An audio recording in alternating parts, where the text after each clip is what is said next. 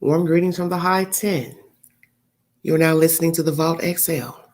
This is a two-part subject live stream pertaining to Casey Anthony's parents. They have taken a polygraph each and passed the polygraph. We will dissect that information. Second part of this live is pertaining to Gypsy Rose Blanchard. She did 8.5 years in a penitentiary in the conspiring of a murder of her own mom. She is now free, married, and I will bring you commentary pertaining to what her stepmom has to say about her new release and newfound freedom. And we would also dissect that commentary. Thank you so much for joining me. Hope you all are well. Please stay warm. And Happy New Year to the viewing audience. Let's talk about the Anthonys. A&E has aired commentary pertaining to the polygraph test for both parents. And you can get that information via your cable network. Today is the source of this information. And the one question I have pertaining to the two polygraphs given by to the parents. Casey Anthony, what do you have to say now about the results from the polygraph? Now, most of us know it's admissible in court, so you're entitled to your opinion if you believe they were given an adequate polygraph, if they were truthful to their information given during the polygraph, plural. But let's say for those of you who do believe the results of the polygraphs, what will be this woman's response to her parents passing the polygraphs? Because she has made bold claims to a network that the father is the culprit behind the death of baby Kaylee.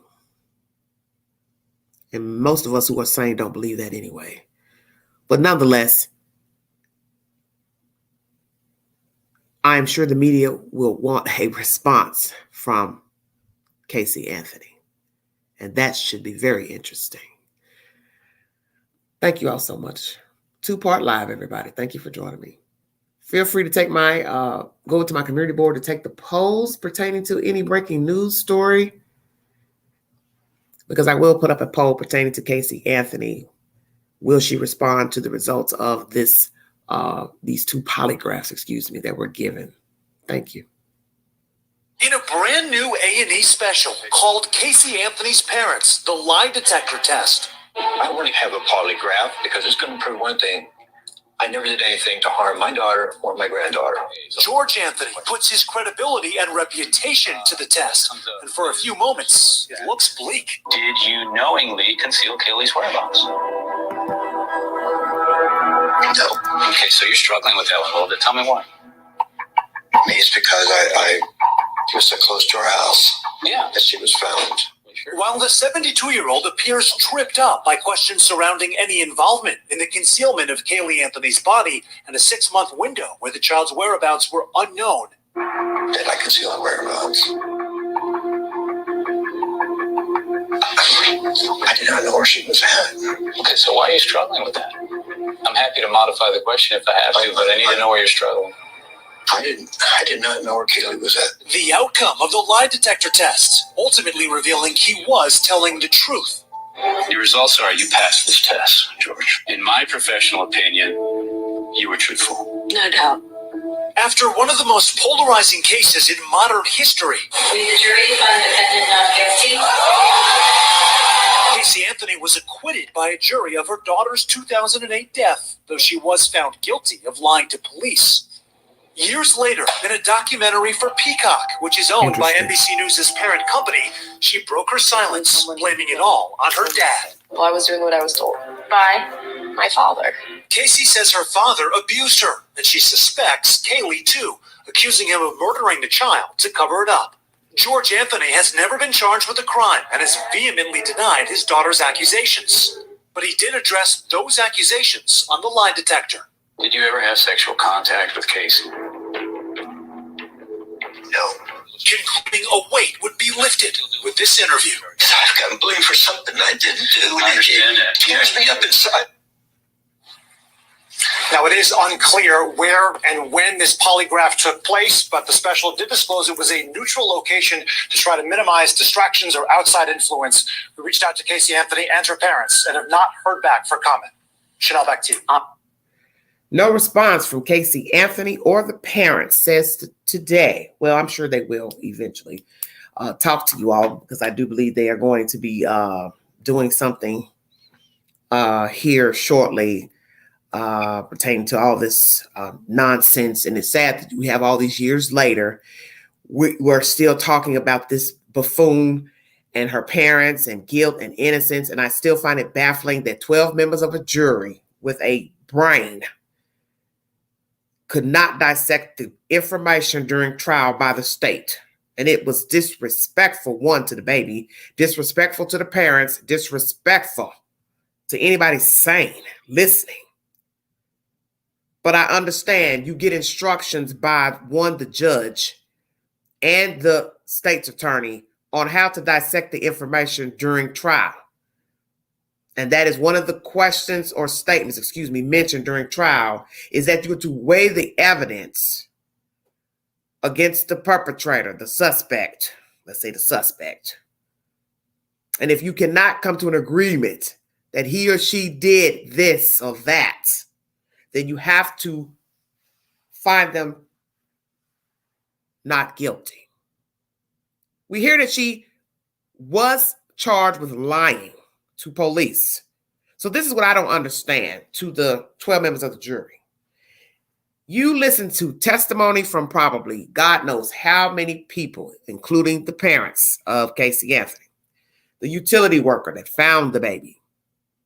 I'm sure the brother, this one and that one testified. No nanny, never could find her, lied about working at, Walt Disney, whatever. So this is what I don't understand. If they bring forward a charge of lying plus the murder charge, what is it about what they have shown in court confused you to find her not guilty? Because common sense would tell you, if a person can lie to authorities about having a damn job, lying about the nanny, lying about all these other places and people, why wouldn't they lie about what they did with their child when they last had the child, killing their child? That's what I don't understand. Because I forgot all about that charge of lying. She got charged with lying to authorities. So you're going to sit here, get evidence that she lied to the police. You're going to get testimony of the interrogation, but in your sane mind, you'd say, nah, she may have lied to the police, but she wouldn't lie about her baby. Did it ever occur to you that at 20-something years of age, she's always been a liar? She's been a pathological liar? Because lying usually starts in childhood. You don't wake up and start lying. I believe she was a spoiled brat, afforded a good life, didn't have to do anything. That's obvious from what we saw play out in court. A grown-ass woman lying about going to a job, leaving her child alone with her parents, going out, doing what she wanted to do, party, this and that. She really had no reason to kill her child. They would have gladly raised the little girl for her. But you see, her mindset is of a sociopath. I'm going to live off these damn people. I can't be living here, coming and going, and then got to tend to this little girl. Of course not. I bet a lot of you never thought about that. In order for me to get this free ride with my parents, I don't want to also have to contend with this little girl. Hell no. I want to do me. Come and go, sleep in all day, make up lies, stories, and don't have to be bothered with this little girl. Because common sense would tell anybody. You can only come and go out of your parents' house so long.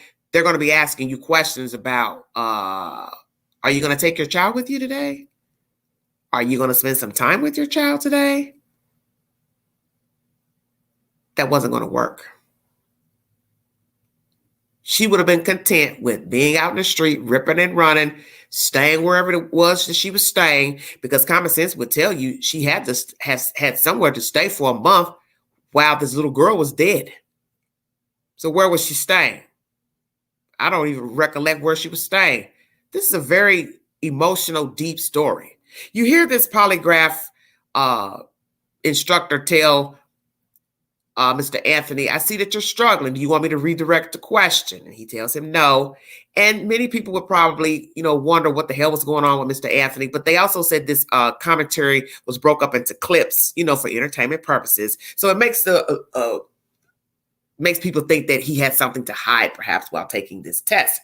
But I believe Mr. George is a very emotional creature, and he's probably got a few what I would say women tendencies. He doesn't know how to just go straight to the answer. And many people do this when they talk. They talk around the subject. And that'll make some people think they're being deceptive, but they just don't know how to get to the point. So instead of him just saying, no, I do not know where my granddaughter was. No, I did not see my granddaughter for a month. He didn't do that. At least in that clip that they played. But he passed it. And I also got understanding that the wife did too. Because naturally it would make sense for just one to take it. I also wonder why Casey would implicate her father with being the culprit, changing the versions in the stories. But we also heard that during trial, that he touched her inappropriately, this and that. I also thought she said something about the brother. I could stand corrected. But once again, she does another network interview and implicates the father had access to the child. She drowned, blah, blah, blah. He touched me. I think he touched my baby. And that's why he killed her and all that. See, she's all over the place. But this is what people do who are sick, who are pathological liars. They fish. And you've seen this with many true crime cases. They start off with one version. Then when the detectives debunk that version, then they come up with something else. Because what they're doing is trying to work their way out of that room. By law, if there is no arrest, you are free to walk out of an interrogation room. You do not have to, one, speak to authorities. That is your right. You're given that right even when you're arrested. You have the right to remain silent. Anything you say and do can be held against you in a court of law. So by law, when they come knocking at your door to talk to you about a robbery or a murder, or you can decline to speak. This girl led them on a whirlwind tour of Fantasyland when they were trying to get to the bottom of where her child was. She knew that girl was dead because she killed her child. Those people hadn't seen her in a month, hadn't seen the baby in a month. So how would they be involved? Why would I go call on myself if I killed the kid?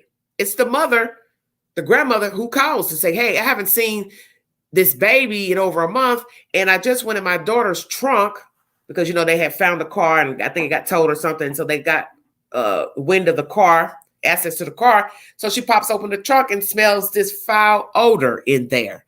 And then as the father has said, and many detectives will tell you, when you've worked in law enforcement and you've dealt with human remains, it has its own distinct smell, and it ain't no bad garbage left behind.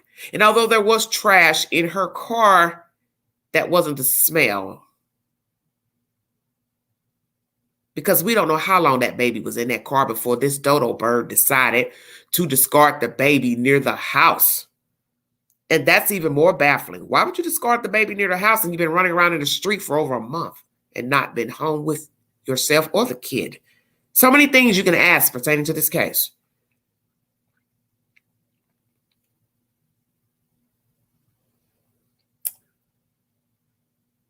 Cover up. Those are her assertions of why her father allegedly killed the child. He was possibly abusing the baby, and he had also abused her, allegedly.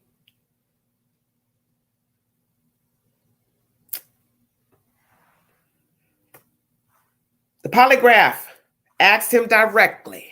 The polygrapher, did you touch your daughter? He said no, and the test says he did not. And that he also had no knowledge of the little girl or where she was. He never buried her, never did anything to her. Let's go into the belly of the beast and read some of the information from the polygraph. Thank you so much for joining me. If you'd like to donate to this great network, $sign Big Angie, 129 Cash App, stickers and chats are always welcome during the live stream. Welcome all visitors, Sue, Brown, Girl, Melinda, Coleslaw. Thank you so much for joining me. And those of you who are in the bushes kindly listening, thank you so very, very much. Oh, mercy. There's always just nonsense pertaining to this female. I don't even understand how she's still walking around, to tell you the truth. But it is what it is.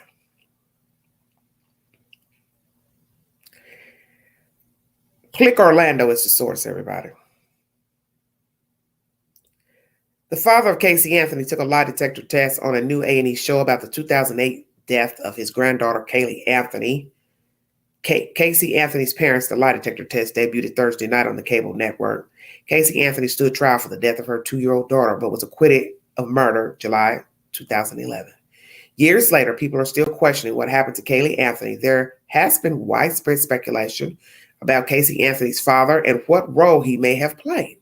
George Anthony has denied any wrongdoing, and A&E revealed the results of his polygraph test. Did you actively cause Kaylee's disappearance? George Anthony was asked. No, he answered. Did you knowingly conceal Kaylee's whereabouts? No. Did you place Kaylee's body in the ground? No. The results of that examination, George, you passed that exam. Quote, unquote. Wow, wow, wow. What a story. I think there's some people who've commented on this article. Click Orlando is the source if you're curious, everybody. ClickOrlando.com.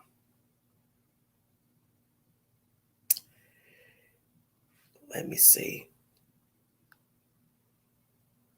I was trying to pull something else up. See what else I have on this commentary. And know that each article will have different information pertaining to a breaking story. Our next source is FoxNews.com pertaining to the polygraph test, plural. Both parents took them. Hello, Brooke. Hello, Sweet Peas. Hello, everybody in the chat. Thank you all so much for joining me.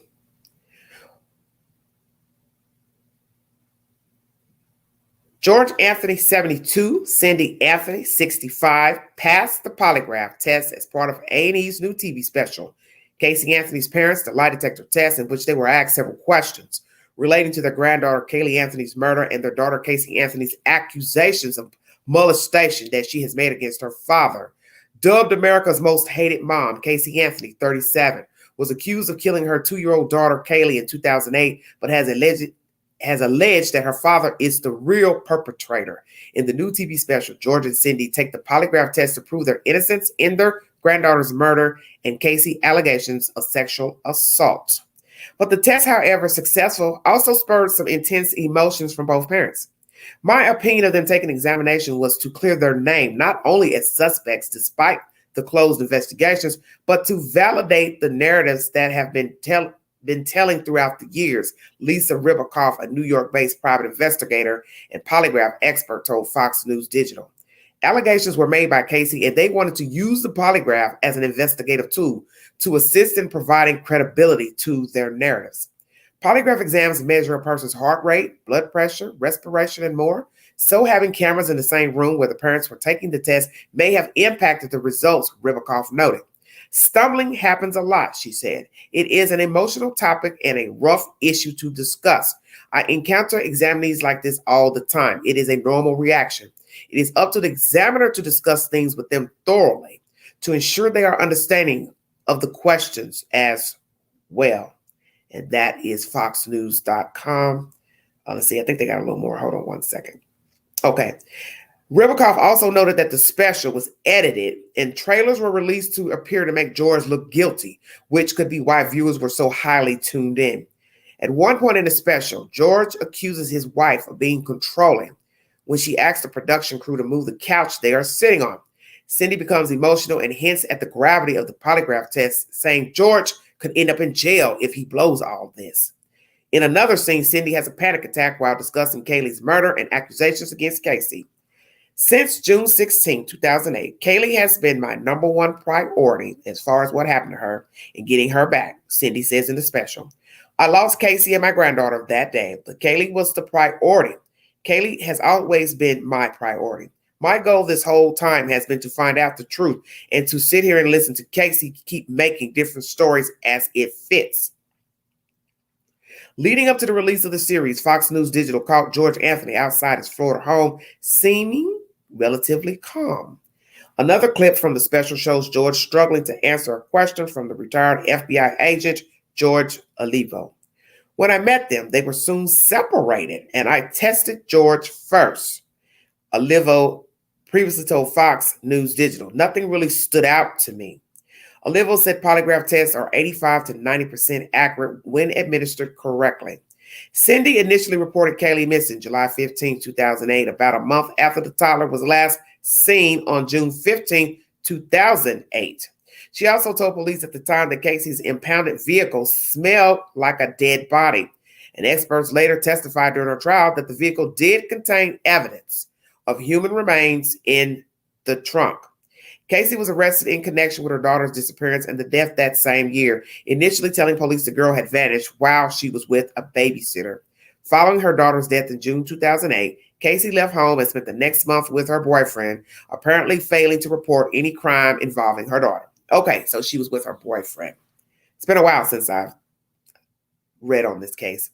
She said she genuinely believed that Kaylee was still alive in Peacock's 2022 series titled Casey Anthony, Where the Truth Lies.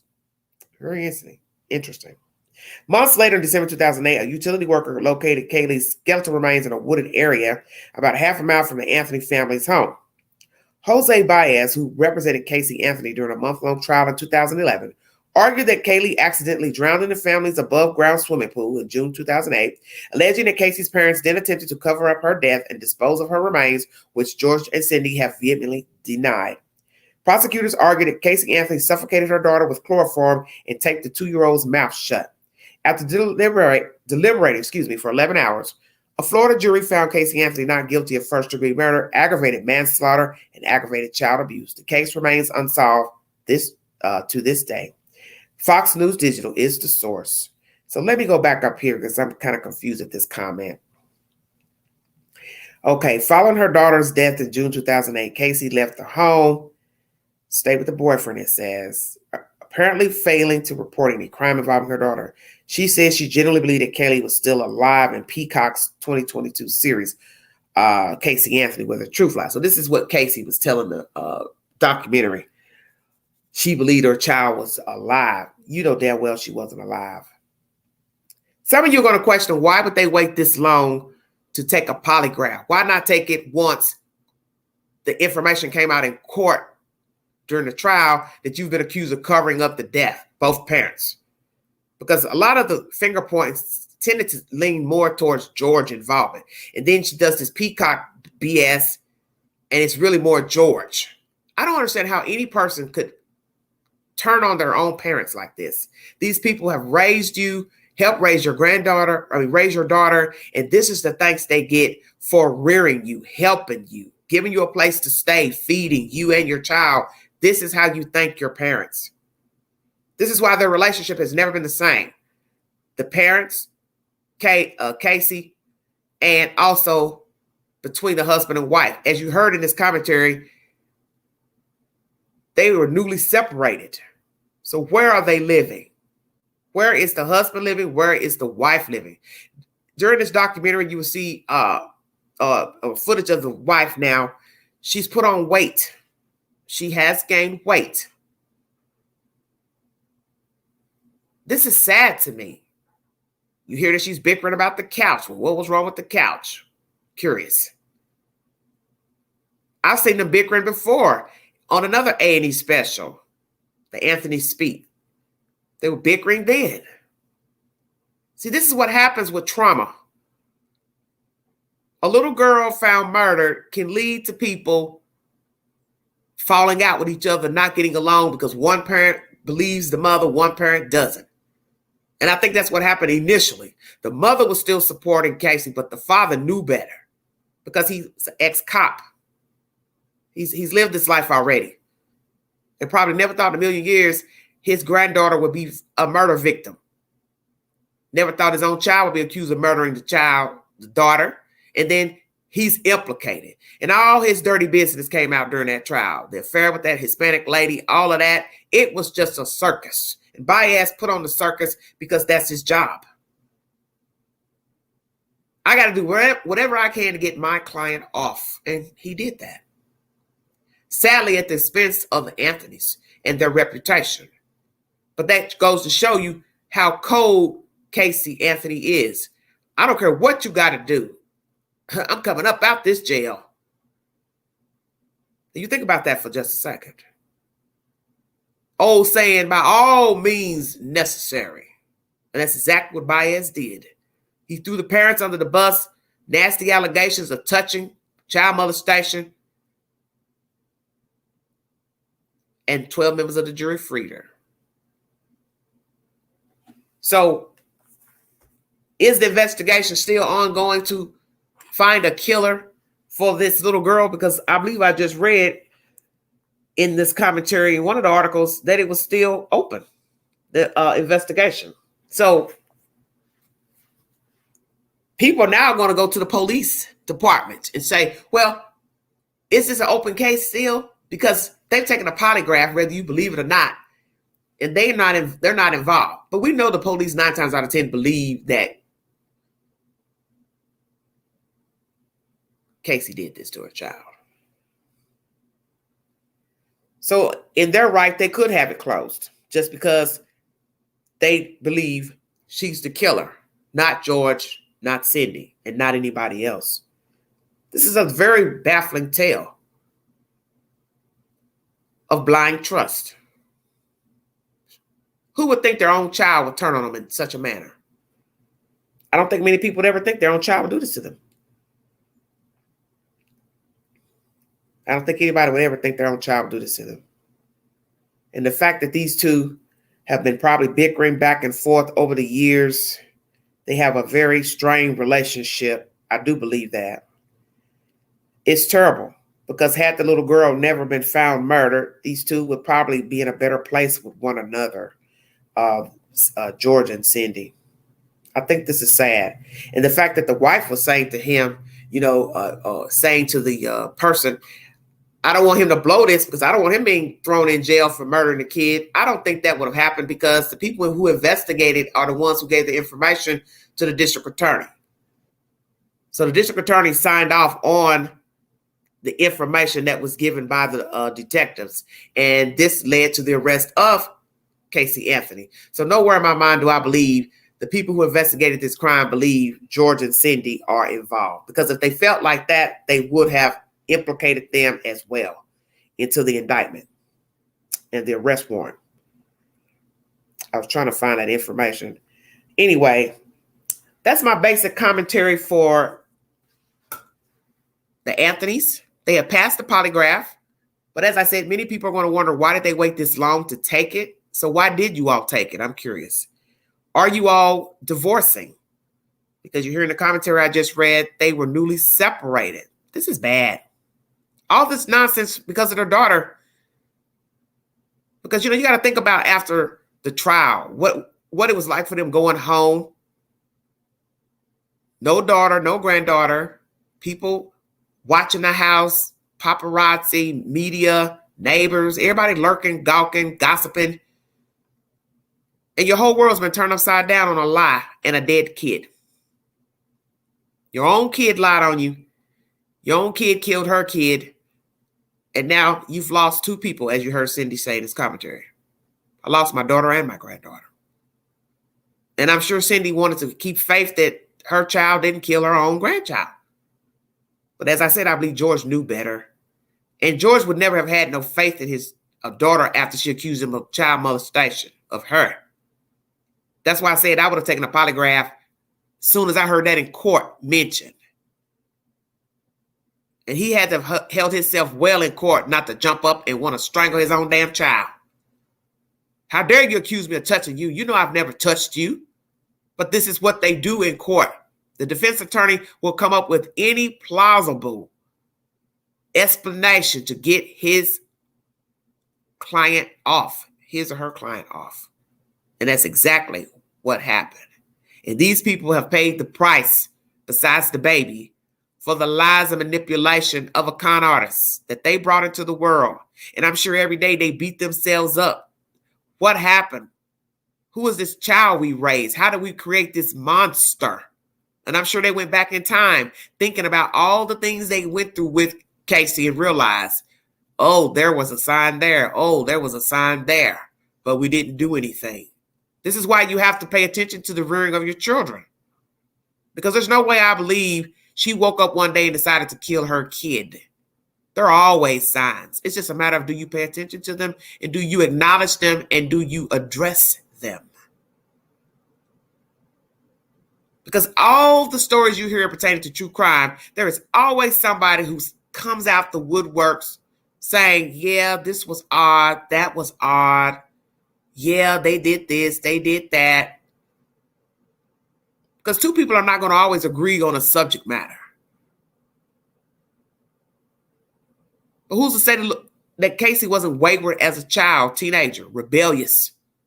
And naturally, rebellion does not have to lead to being a murderer. Doesn't have to lead to being a liar. But those are the qualities we find in murderers. They lie, they steal, they manipulate, they defraud. They sexually assault, they assault physically, verbally, mentally. They have many negative attributes. And I won't doubt that Casey had quite a few of those attributes, but the family stayed in her graces,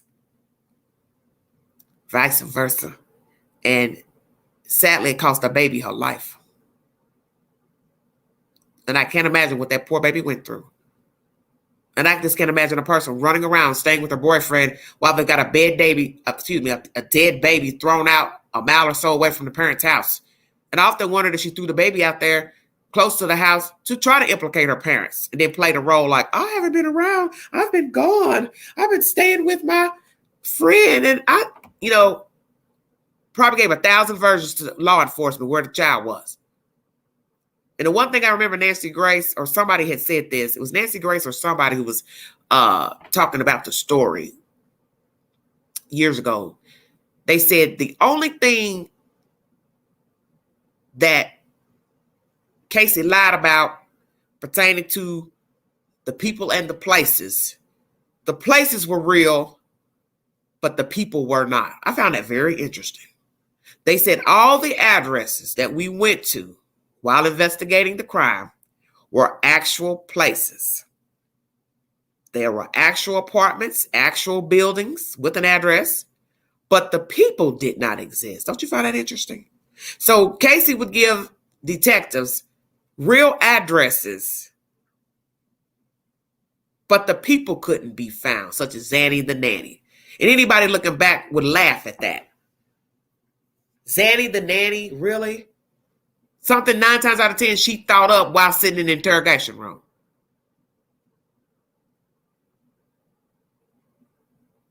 Go to the apartment. Sorry, nobody lives here by that name.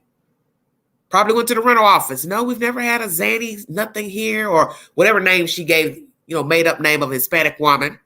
Once again, implicating the brown person. Start an all-out war between white people and Hispanics. This girl is diabolical. She's a grown woman now, but she still has the mind of a child. And she has to be in a lonely place to know she's killed her kid, lied about the death of her kid, lied on her own parents, still lying on her parents in the Peacock documentary. That has to be a very lonely life. Can't hold down a real job, can't go anywhere and live like regular people because you're a misfit. And those 12 members of the jury need their asses whooped. And I'd like some of them to come forward and tell us why the hell you voted to free her. Because I'm confused. Renowned scientists from the National Lab in Oak Ridge, Tennessee, testified of the smell test. And everybody knows a test has to start out somewhere in the legal system, such as fingerprints. Found out 1880, first person came up with fingerprints. Scotland Yard. Everything has to be a first. Cell phone, light bulb, cable, Wi-Fi, automobile. It's all the same. Kind of like walking into a business, a house. You smell chicken. Do you need to smell the chicken to know that it was inside of the house or the business? You see where I'm going with this? So that's what that smell test was, executed on that trunk. First of its kind, introduced into open court in a trial. And these dodo birds, I don't believe it. The child was wrapped in her own blanket from her own linen from the house where she stayed with the grandparents. I don't believe it. The canvas bag that held the baby inside of that same blanket matched 2 other canvas bags that came from Target. 3 canvas laundry bags. What are the odds that you would go to the Anthony's house in the garage and find 2 matching canvas bags? It was a set of 3 purchased from the department store. Nah, I don't believe that. So you didn't believe the bags. You didn't believe the blanket the little girl was wrapped in that matched the sheet set at the house. You don't believe the sticker that was found on the duct tape that matched stickers found at the house. Nah, I don't believe that. Woman gone for over a month. Nobody heard from her or the child. All the people she mentioned in the storyline didn't exist. Nah, I don't believe that. Wow. Oh, internet searches. Okay. That's what I'm saying. Chloroform. Yeah, because that was mentioned, the chloroform. So it's all circumstantial. No way the bag and the blanket are circumstantial, or the stickers. Nah, no way. That's not circumstantial.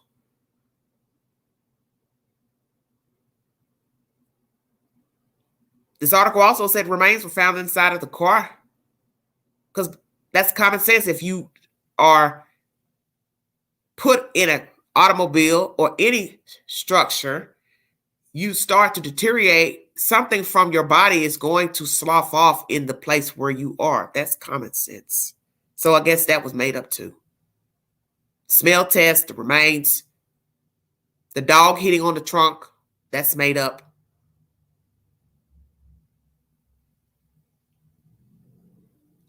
What will be Casey Anthony's response to the polygraphs taken by her parents? I will bring you that update when I get that said information. Second part of this live stream is pertaining to Gypsy Rose Blanchard. Oh my goodness. Ooh, child. I had to take notes for this part of the live just so I can remember everything that was said. Her stepmother has decided to speak to Banfield. Many of you don't care for Banfield because of her handling of the Idaho 4 case and commentary and always bringing forward some he said and she said. But she has spoken to the stepmother, and I want you to listen very carefully to what the stepmother has to say. Then I will play you more commentary pertaining to what her life was like in jail, and then we will dissect the information from Banfield, the stepmother, Gypsy Rose's own mouth, and where her life is headed now. Thank you for joining me. Please check out my long-winded live from last night featuring Mr. A.B., 4.5 hours. Didn't intend for it to go that long, but we had a very interesting live stream. Oh, mercy, mercy me. The things we do to bring information to the network. Hit that like button, everybody. I uploaded a video today by WRAL. It's a network out of North Carolina. The title of the video is called Transform, What It's Like to Be a Transgender in North Carolina. Please check out that content and comment below that video to give me the information. That video was made because of that law pertaining to allowing or disallowing people to go into the bathroom, same sex, opposite sex, going into the restrooms in the state of North Carolina. It was a big thing. And I want your opinion because I've talked about this issue a while back. Give me your opinion pertaining to a man and a woman using the same restroom. Should that be a law? Should that be the law in all states that each party can go into the other one's restroom? We can dissect that at a later date.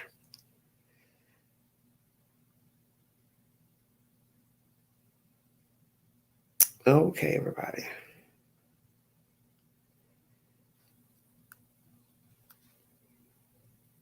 News Nation is the source of this information.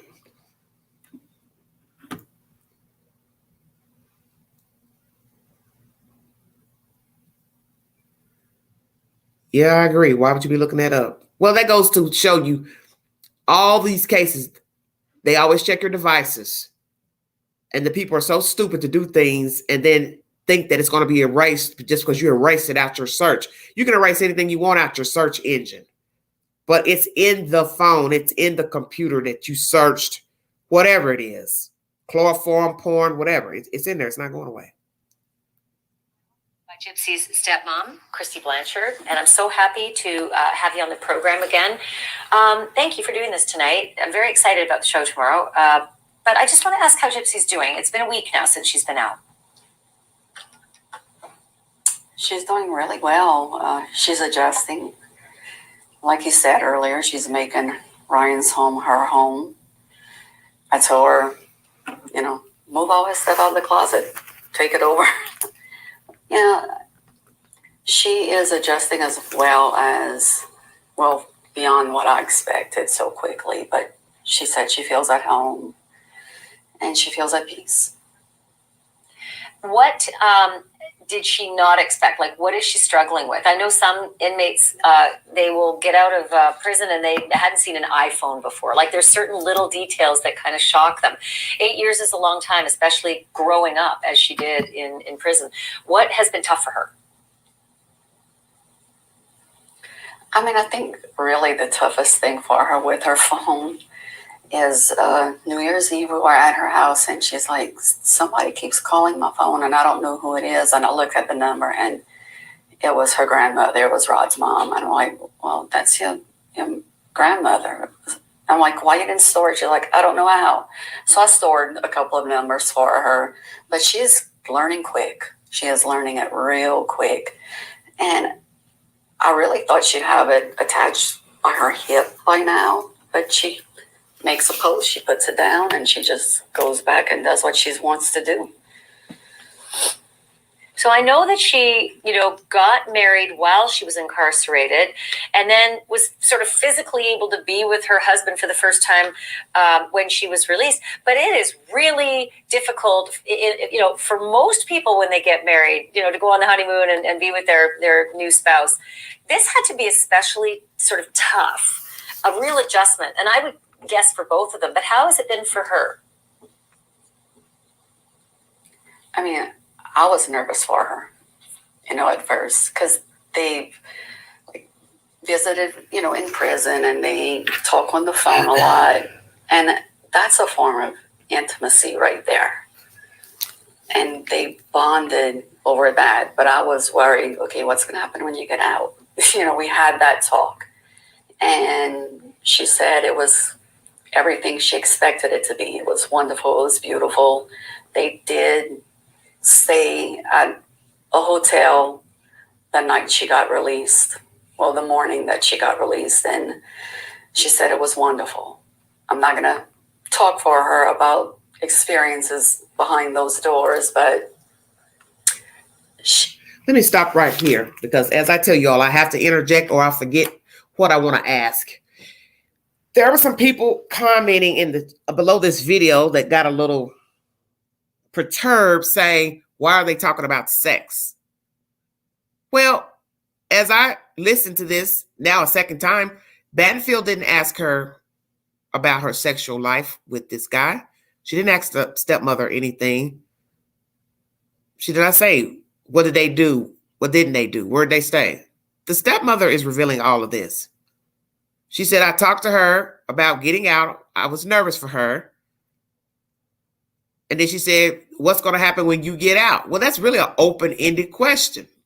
That could mean anything. What you're going to do, where you're going to stay, how you're going to live. You're going to go with him, you're going to come with us. So it's really open-ended. It doesn't necessarily have to mean, are you going to have sex with him? Because one would use common sense. If she married him in prison, why wouldn't they be having sexual relations? Come on now. So I found it interesting that some of the people in the video, in the comment section, was so irate and saying, why are they talking about sex? Why are people worried about her sex life? Who said anything about sex? Nobody said anything about sex. Banfield did not ask her, this woman, about her sex life, Gypsy's sex life. The stepmother introduces it into the picture by saying she was nervous for her and what was going to happen when she got out, and then asked her what she's going to do. I don't know when she asked her that question, did she mean, are you going to have sex with him? I don't know, because it's open-ended and it's vague. But let's continue this conversation. It's very interesting. Experiences behind those doors, but she was happy. I'm glad to hear that. That must have been a nervous time. I mean, I can't imagine sort of meeting your husband physically, really, for the first time after that long relationship apart. So in the documentary, Gypsy says that she reveals things that even the family didn't know. Do you now know? Like, has she at least let on? And were there surprises for you? There was one surprise. When they asked me, how did I feel about when Gypsy shot Dee Dee? And I was like, what? They were like, you don't know? I'm like, no, I think I would remember that. And she hadn't told her dad either. So that, it was a BB gun, of course. And I mean, that was pretty shocking. I did know about what her grandfather done to her. She told me, I want to say 1 or 2 years in. And she had asked me not to tell her dad. She wanted to tell him when she was ready.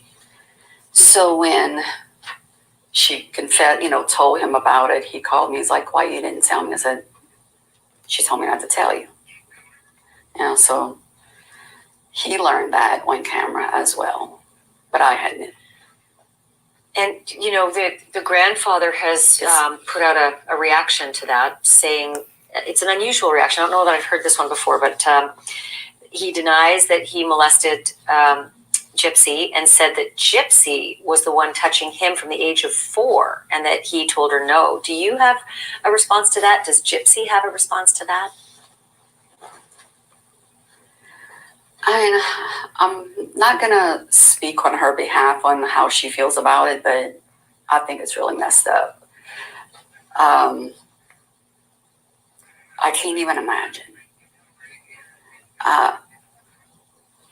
It's gross. It is. I mean, yes, he denies it. She swears it's the truth. What we're going to do? There's really nothing. Let's interject here. Allegations of child abuse by the grandfather. Which father? Whose father is it? Was it Dee Dee's father, her dead mother's father, or her father's father? The grandfather says, I didn't touch her. She touched me. Does this sound familiar to you all? And I told her no. Well, did you also go tell her mother or father that she touched you, sir? It's bullshit. Are you all hearing this? She also shot Dee Dee with a BB gun. You hear the stepmother saying she learned these things when she first went into prison. So when did Gypsy shoot the mother with a BB gun. Yes, exactly, Panda. Mr. Wells' response. That's the first sign of deception. They touched me. They touched me. I ain't touch her. She touched me. We know the children are curious. But let's role play for just a second. And it's not to be disrespectful to anybody in the chat, but we're going to dissect everything that's being said. The only way I could see a child asking a parent or touching a parent in an inappropriate way would be, one, they have had it done to them. Two, they have watched other people do it. And three, they're curious to your body part. So if a little girl or boy doesn't know what a penis is and they see you naked, stay woke, everybody, then I can see the child asking you, what is that? Not that I believe anything that this person is saying, but we're just role playing here. So, sir, I'm going to ask you, since she touched you first and you told her no, were you naked in front of her when she touched you? How about that? Let's get on to this disturbing information. For those of you who have experienced SA, you may not want to listen to the rest of this commentary. Feel free to mute this live until the end. Thank you for joining me. What we're going to do? There's really nothing. I believe her. I believe it's happened.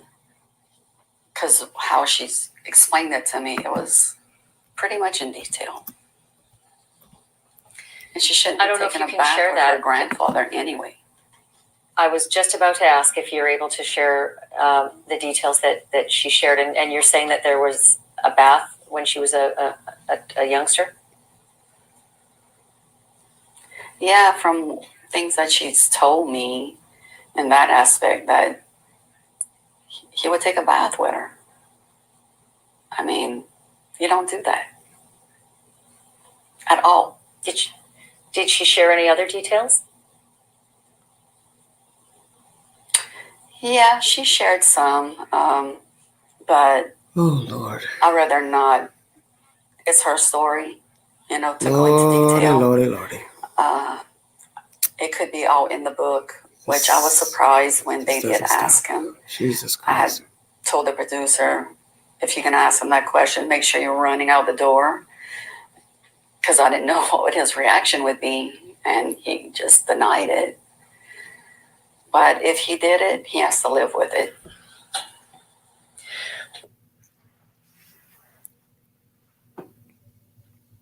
Yeah, he probably was naked in front of her. Because now you have her saying, the stepmom, that he took a bath with the little girl. How many times did he take a bath with Gypsy Rose when she was a small child? Did anybody know that he was molesting her as a child? Did he ever tell anybody that she allegedly touched him inappropriately? How long did this abuse go on? Don't you find it strange? We're going from being abused as a toddler to now being abused by our own mother. Stay woke. That's why I asked the question, whose father is it? Dee Dee's father or her father's father? Because it won't shock us if this is Dee Dee's father, where Dee Dee gets her warped mind, where her warped mind came from. This is bad, bad, bad. And I'm going to tie all this in when I bring you my commentary pertaining to how she's going to fare out here in the world, because she's going from box to box, if you understand the analogy. You're being abused at 4, allegedly. Abused by your mother starting at 8, up until 23 or so. You go to penitentiary for 8.5 years to come out married to someone and straight to their house. Stay woke. It's not a good idea. And that's my opinion. Because she's been going from trap to trap. There's no breathing room. And I don't care what anybody says. There is nothing like space to think, to navigate, to move around, to be into your own thoughts alone. No noise, no friends, no family, no children, no babies, no cats, no dogs, no nothing. Just you and silence. taking it all in as you see fit. Well, we're going to get to that, Pat, about the future and everything. You're going to hear that. But I think she should have come out naturally with a support system, but also maybe stay with family for a little while and then venture into her own place. She needs an advocate herself, somebody who can guide her into learning how to cook, clean, stay on her own, but naturally some supervision because of what she went through with her mother. She definitely needs some supervision. I don't care what anybody says. I don't care anything about her saying she's a woman. You grew up a woman in penitentiary. There's a difference. There's a major difference. Let's finish this, everybody. He has to live with it. What was Gypsy's husband's reaction to that information? To be totally honest, I have no idea. I don't know what she told him or how she told him. I guess because, we were in the moment celebrating her return and none of that came up. We haven't talked about it. I never reached out and discussed it with him because at that time I didn't know what he knew. I also wanted to ask you, I have watched the Mommy, Dead, and Dearest.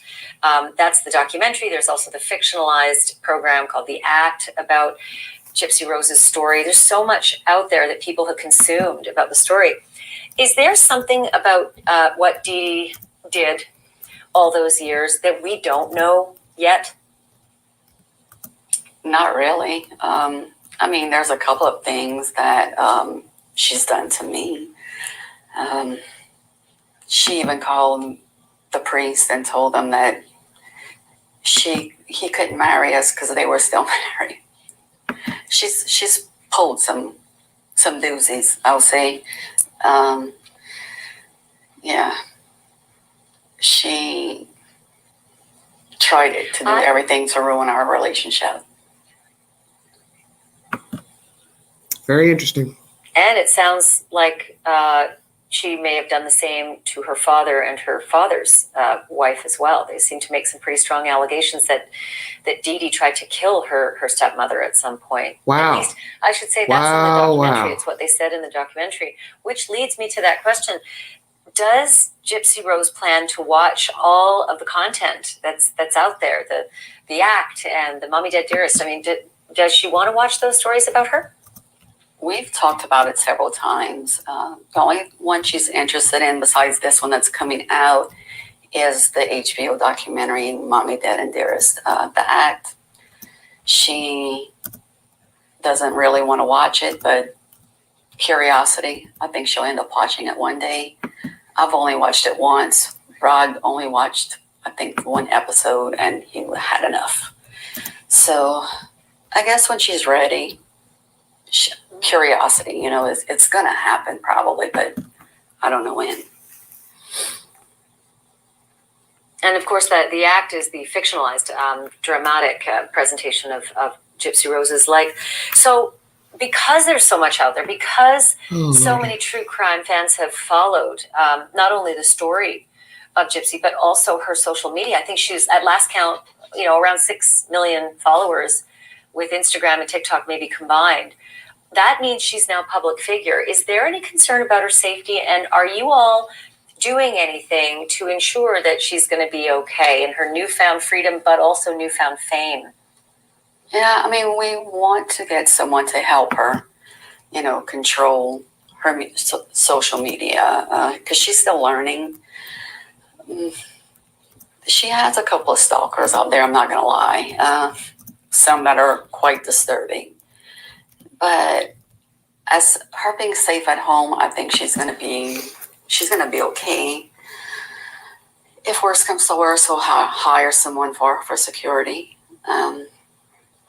I'm just hoping that the creeps stay away from her, That's all we could hope for her. But can you expand on that, the creeps, and what what has been said? Like, what kind of outreach has been made that's been disquieting or disturbing from some of those people? Well, there's one in particular. He was saying he wanted to be there when she got released and hoping that they take a picture of him, and saying boyfriend is helping save Gypsy from paparazzi. He wanted to do that. He found out he had my personal phone number and address, and it's just creepy. He's really creepy. He has made multiple accounts trying to add, me, and I figured out quick that it was this person in particular, and if he keeps up, legal action will be taken. I'm going to interject here briefly. Stalkers, possibly people who stalked her while she was incarcerated, writing her letters, this and that, she's released. Will they need to hire somebody for her? I do not know. How does the husband feel about that? Because I don't know if the parents live in the same location where this husband lives, because she went to prison, I guess, what was that, Missouri or wherever. So I think she's back in Louisiana. That's the reason why she's with the husband, because she wanted to live with him. But where do the parents live? Do they also live in Louisiana? The stalker getting this woman's address, phone number. See, this is why I tried to explain this during my live streams pertaining to the hee-haw mess in Rogersville. There are people who are not well out here. There are people who do not mean well. Okay, whether they are trying to report on a story, blogger, obsessed fan, whatsoever, there are people who are not equipped. They do not know how to stay in their lane. And now this girl is on social media. This woman, is on social media. Is that a good idea to come out of prison jumping on social media? Because she has been upset with certain things being said about the husband and herself. And this is why you don't watch that stuff. You don't read that stuff. Now you got some cuckoo guy trying to reach out to the stepmom and go through probably Facebook and IG to see who's friends with who to get information. See, a lot of people take a lot for granted. She's getting new to the world. She's only been free, not in 2 weeks. So you're out free, fancy, selfies, all that, talking, posting, getting upset, responding. I don't recommend doing that. It's not a good idea. It's not a good idea to be responding to people saying negative things about Ryan or yourself. Don't respond, because now that's going to lead us to start to think, are you even equipped to be out here free to your own device? Because if you're getting upset over he said, she said stuff, we got to ask ourselves what could tip her off and tip her over. Because she's been down this road already with the mother. That's why the mother is dead. And nobody can say that what I'm saying is not factual or making any sense. You just got out of prison for conspiring to kill your own mama. Whether you were abused or not, the point is the lady is dead. And you're already not even 2 weeks in getting upset over Facebook, IG posts, TikTok posts. This ain't no good start. And this is what I was thinking today before going live, before I even listened to this audio. What is she going to do when people start saying and doing stuff she don't like? Because she's already told the lady on the GMA, I don't care about them talking about me, but I don't want them saying nothing about Ryan. I can handle it. But we know, obviously, you can't handle it, because now the stepmother is saying you were down on New Year's Eve pertaining to negative commentary. And if he keeps up, legal action will be taken. He is not from Louisiana. So that sounds like an uncomfortable fan. Have there been any dangerous threats made? Has she felt uncomfortable about some of the threats or more cruel kinds of comments? I told her try not to read the comments, but New Year's Eve we were talking and she felt kind of a little bummed, and she was like, people could be rude. And I said, Gypsy, let's say there's 200 comments and maybe a handful might be, not so nice. I said, but the replies under it are people defending you. I said, but they're irrelevant. Just ignore it. They don't know you. They think they know you, but they don't. Has she got sort of a career path planned ahead? Yes, she does. The day she got out, she told me she didn't realize how big the story was. And I was like, well, no, you've been sheltered. But she definitely wants to use this to be an advocate, to be an influencer, to help, kids that have been in this situation. And Recordings just got better. Sorry about that intermission. She didn't know how big the story was. Well, she knows now. been in this situation and that their eyes are opening up. If she could save one life, I think her, it's a big deal. It is a very big deal. If she could just save one, now if she could save more, that's even better. She will be having her memoir book come out, and we'll be doing more other things in the future. We're going to try to get her to go to schools and anywhere that we can that she could tell her story, and hopefully. So she's. If I read you right, Christy. Oh, okay, honey. Yeah, if I read you right, Christy, she wants to get into advocacy. She wants to give speeches. She wants to help other kids. Like does that sound about right? She sort of wants to go on the circuit of helping others? You are absolutely right. That's exactly what she wants to do. She has a voice. Everyone is all about Gypsy right now. Use it, take it, take advantage of it. Why not? Well, yeah. Interesting. Yeah, it's fascinating, and I think that she's walked in those shoes Lots of words. For her entire 3 decades. So that's an advocacy ambassador right there. Can I ask you this, just from a personal level, Christy? I saw you in the documentary, visiting Gypsy Rose, you and your husband, her father, and you would embrace in the visitors' room, but then that was it. And then you had to separate, and I can imagine that was pretty heartbreaking. What was that moment like when you first had that chance to embrace when she walked out of that prison facility for good?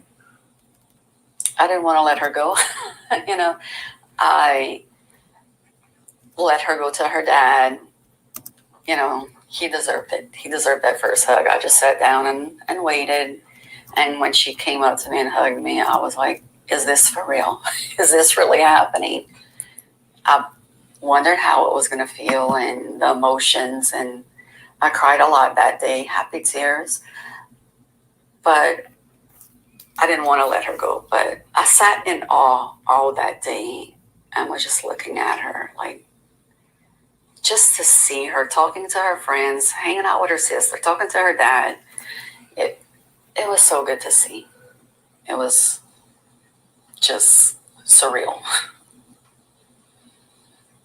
Well, I can see the sign that you put up in balloons saying "Welcome Home." That must have been very special for you as a family, especially in the holiday season as well. I can't thank you enough for this, Christy, because this has been a big time for you, and to carve out some of it to share with me and with our viewers, it's really appreciated. I'm wishing you and your family the best for 2024, and hoping all good things come with it. Thank you so much for allowing me to come back and talk to you. Banfield, everybody. Christy Blanchard, stepmother to Gypsy Rose Blanchard. Question number 1, Banfield. Why did the father not take upon an interview? I'm curious. Why is this lady the only one speaking? I'm curious.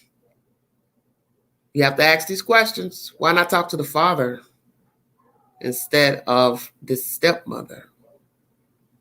You hear allegations of sexual abuse by a grandfather. The stepmother learned this a year or two into the prison sentence of Miss Gypsy. She told her never to tell the father. And then once the father found out, he asked the wife, why didn't you tell me? She said, well, she told me not to tell you. I wonder if he felt some type of way about that. Grandfather has denied allegations of molesting her as a small child.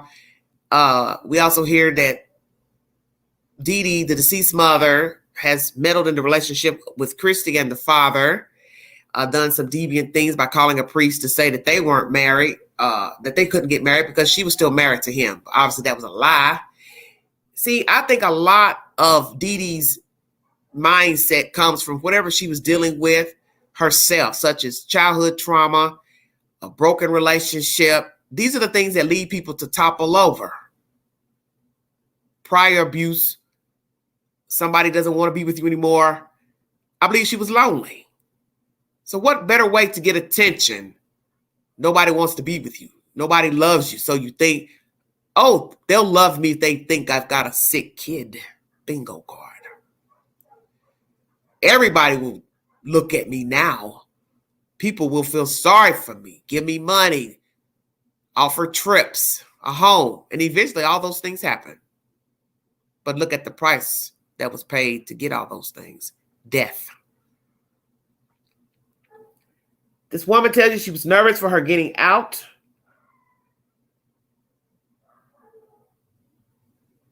Told Banfield she didn't know. She told the young lady, the stepdaughter, Gypsy, what's going to happen when you get out. As I said, don't know what she really meant by that. Gypsy and Ryan stayed at a hotel. She told the stepmother that it was wonderful. So basically, she told her what it was like, I guess, her first night with him. Why she would tell her stepmother that, I do not know. Very strange. We also got information that Dee Dee shot, that the daughter shot Dee Dee with a BB gun. Didn't tell when that happened. Very interesting. Once again, grandfather denies abusing her, says she touched him first. What else do I have down here? Got a lot. Notes.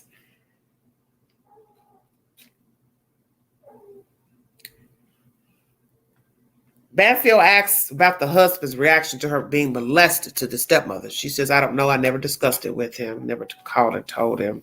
Because that wouldn't be her place to call him and tell him that anyway. The father watched the first episode of one of the documentaries pertaining to the life of his child, and he could not go farther. Well, that would be a hard thing to watch, would it not be? Watch a reenactment of the life of your child with a psycho mother, and you were not there to help save your child. I would say that would be very difficult. Would you all agree? Of course. Does he have regrets, the father? The stepmother says she has stalkers, plural.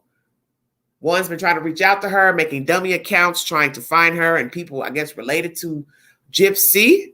So has this person made contact with Gypsy since she's been released from prison? Because one thing we're going to have to say, she is still gullible. She has a childlike demeanor. She talks like a child, sounds like a child, and one would believe her mind is of a child. We now have to ask ourselves, what is her IQ? Now, one could say, well, she's smart enough to hire somebody to kill her mother. She ain't too dumb, but you understand what I'm saying. What is her grade level? Does she know right from wrong? She has said that she has remorse for killing her, conspiring to kill her mother. She loved her mother. Her mother wasn't a monster, that she had demons. She regrets asking that boy to kill her mom. Do you believe that? Where do the father and the stepmother live? Where is she staying with Ryan? Do they live? Is he living in Louisiana or Missouri or where? I'm not really sure on that location. She tells the stepmother that she didn't know how big the story was. She's got over 1 million or so followers on some social media app. Which one is that? Is she posting often, daily? Will this be a problem for the husband? Because one would wonder, if you're so secure with people talking about you, then why are you even getting upset about what they're saying, period, rather than be about Ryan or yourself? You have to ask that question. Because you hear the stepmother say she was feeling kind of bummed on New Year's Eve. This is a time to be happy. You've been released from prison. You got a husband. You got a place to stay. You've been out shopping. You can do what you want, eat what you want, go where you want. Why would you be bummed out the day before the new year? New beginnings. Because she's watching the very thing that she's now liking to be on. See, this takes me back to the holler. You can't complain about something that you're indulging in. Stay woke. You see, this is what happens with a lot of people. They crawl into the belly of the beast and then they get mad when they're in the beast's tummy. I don't like it in here. Stinks in here, nasty. But you're in there. So maybe while there's an opening, crawl your tail out of there. We're going to talk about that here in a minute. Will she be able to cope out here? Because as I said, she has a childlike demeanor and voice. A book is coming out. You hear the stepmother talk about a book and new deals they're going to be working on. How's that going to work with the husband? Stay woke. She wants to be an advocate, go to schools, talk about her experience. His job, he's a special ed teacher. For those of you who did not know this in the chat. How's this new marriage going to affect his life as a school teacher? Because I find it very interesting that a grown man is a special ed teacher, and then he goes and finds a woman who helped murder her mother in prison, write to her, marry her, come out, take her in. Also, the engagement ring she's wearing belonged to his mother. Oh, Angela's got all kind of juicy details for you. Imagine that. How do his parents feel about him marrying this girl? Beautiful diamond ring it is. But it's just too soon. Some people have commented on my page. She can do what she wants. She's a grown-ass woman. It's just a question, honey. Calm down. It's not that serious. It's just a question. Because you do have to ask the questions because it's breaking news. And I am a content holder creator. So I ask all pertinent questions to breaking news. How is she going to fare out here? Should she be on social media? Should she be entertaining any random person that wants to be a friend?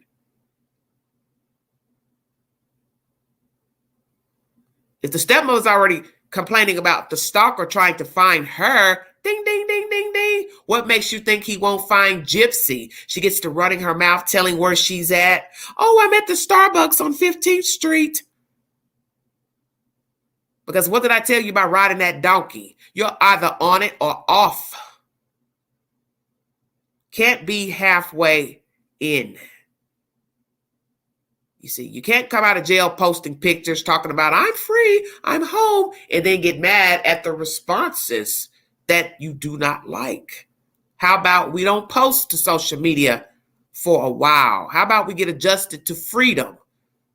Get adjusted to the home life you now have with this young man. Get used to him leaving the toilet seat up, which you said he does. That's what you do. You focus on self. This is why I made all the commentary I made in the last Gypsy Rose commentary. She has a lot to learn about herself because she doesn't know who she is. She says she does, but no, I don't agree with that. How could you possibly know who you are and you've been locked in a box for damn near 30-something years? You were in a box with your mother. You went to prison for murder. 8.5 years. How could you possibly know who you are? You hear commentary about her feeling free in prison. And that's a deep thing to say. And I'm going to bring you that commentary here shortly. I think she should have been on her own. Her own place at some point, get her own place.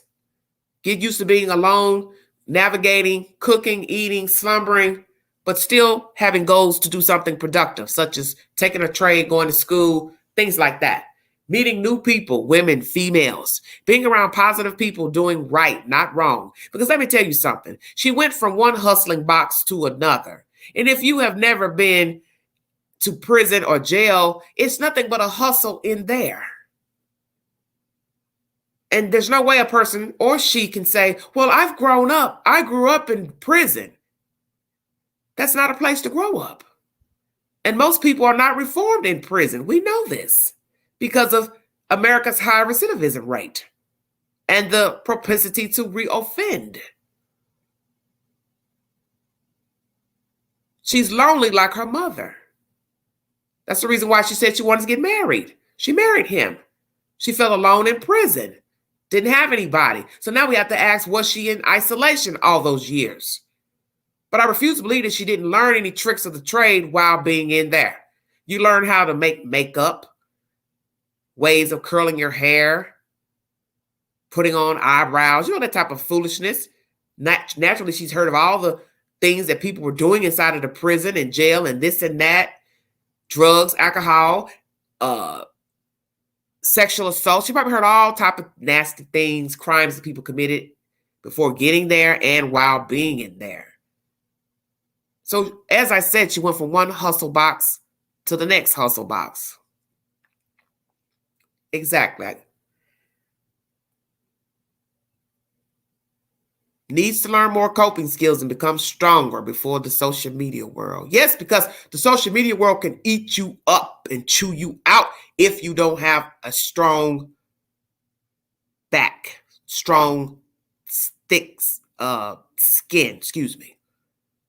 And she's showing signs that she does not, because one interview, she said she don't like people talking about her husband. Block, delete, blah, blah, blah. Now, the stepmother is saying she was bummed on New Year's Eve. That's a day of celebration. Why would you be upset? Yeah, so what? Let them talk. And let me tell you something, Miss Gypsy. The longer you stay on social media, the more people are going to come into your box and comment positive and negative. That's just the way it is. You leave your page open to random strangers, you're inviting trouble. That's just the bottom line. And even if you make the page private, people are still going to send you a friend request, and you're still not going to know who they are. If it's a dummy account, it's a psycho, you're not going to know. And that's the risk you will be taking in having a social media profile, either private or open to the public. Yes, I agree with you, Lightning. She came out too soon. Yes, and yes, yes, and yes. Social media can be brutal, and it can be deadly. I just read a story today where a black man walks into a gas station and shoots the person behind the counter. He said to the person when he walked up, "Do you remember me?" Bang, bang, bang. It's real out here. And she should know how real the world is and how cruel the world is, because she just lived the life of cruelty with her mother and also inside of a prison. Now, some people may disagree with me about social media. She can do what she wants. She's grown. Well, she's grown physically. She's not grown mentally.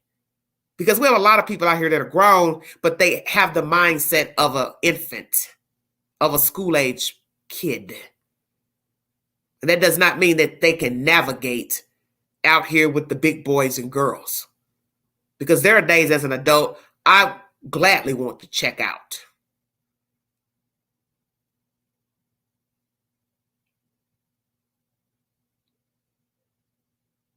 I gladly want to check out. I'm not even going to tell you what's on my TV playing right now. I thought that was somebody had thrown out a private part. It's some type of true crime show, but it was, I guess, a fingertip. Dear God, help me. Anyway, I do believe it's too soon. Let's read the comments under the video so you can get a gist of what people have to say pertaining to her new release.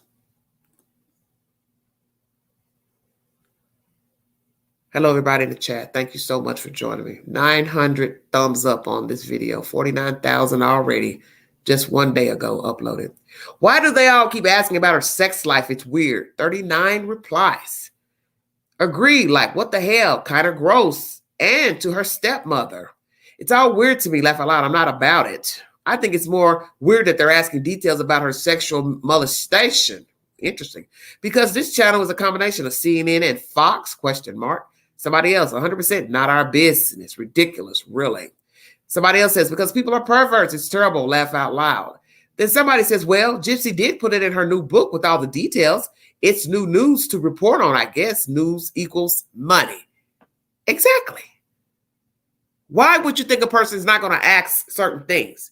But Banfield did not ask about the sex. I can hear. She didn't ask, what did she do with that man when she got out? The stepmother volunteered the information in a so subtle way. The stepmother brings up the book. Banfield didn't bring up anything about the book. So naturally, if you were writing a book, information has gotten out about the book, what you're talking about, then people are going to talk about it. You've done interviews before with Dr. Phil. People go back and they look at that stuff. You've now talked to GMA. So what is the secret? I'm confused. Somebody says literally, like, what does it have to do with her being free? It's weird as leave the woman alone. Wow. Somebody else says just because she's inappropriate doesn't mean these professionals need to be. Wow. Interesting. Because they don't respect her. She's a spectacle to people. Very interesting comment. Because that is what I was thinking here. Once you start opening yourself to social media, repeating your business, you start going on live talk shows, you might get that one interviewer that might dig deep down in a hole and ask you something that you really don't like. And that's what you have to prepare yourself for when doing public interviews. Because you can't be caught off guard with a question. That's why I believe the father didn't do the interview with Banfield. Stay woke. Because Banfield's going to ask him, well, where have you been, sir, while she was living with Dee Dee?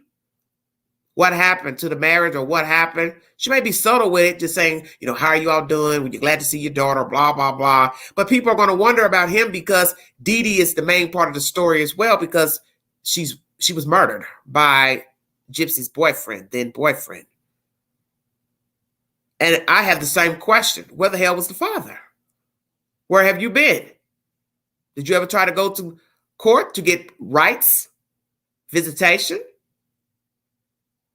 Why were you not in this girl's life to know that she could actually walk and was not sick? I think that's a very viable question to ask. Panda says, my guess is that the stepmother is the best interview in the family. She's not responsible for what happened and likes attention. I want to hold on forever. I let my husband hug her first. Lightning says, that is how a lot of abused children try to find love. But exactly, you keep talking about people want to know the world is nosy and thinks they need to know everything. Well, that's the point. You come out of prison doing TV interviews. Who does that? Come on now. She ain't even out 2 weeks. She's already on a national platform. Not YouTube, but GMA. So you haven't even got your feet wet. Took a swim in the ocean, swimming pool. You're already on a national TV show. So once you go into the belly of the beast, you have to expect what comes with being inside of the beast. What did you think? The beast is all warm and fuzzy inside? Come on, you guys. And Miss Gypsy, you should know better than anybody how cruel the world is. You've come from cruelty.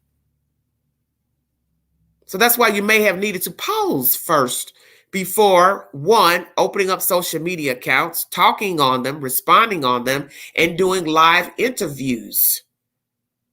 Because you might get that one interview where the host or hostess won't be so kind. And then you're going to feel some type of way and your feelings are going to be hurt. And then the first thing you're going to go do is either stomp off the stage and or go to social media and start cussing and fussing and going on and on about how they talk bad to you during the interview. That's why you have to move in silence sometimes. Get your bearings first.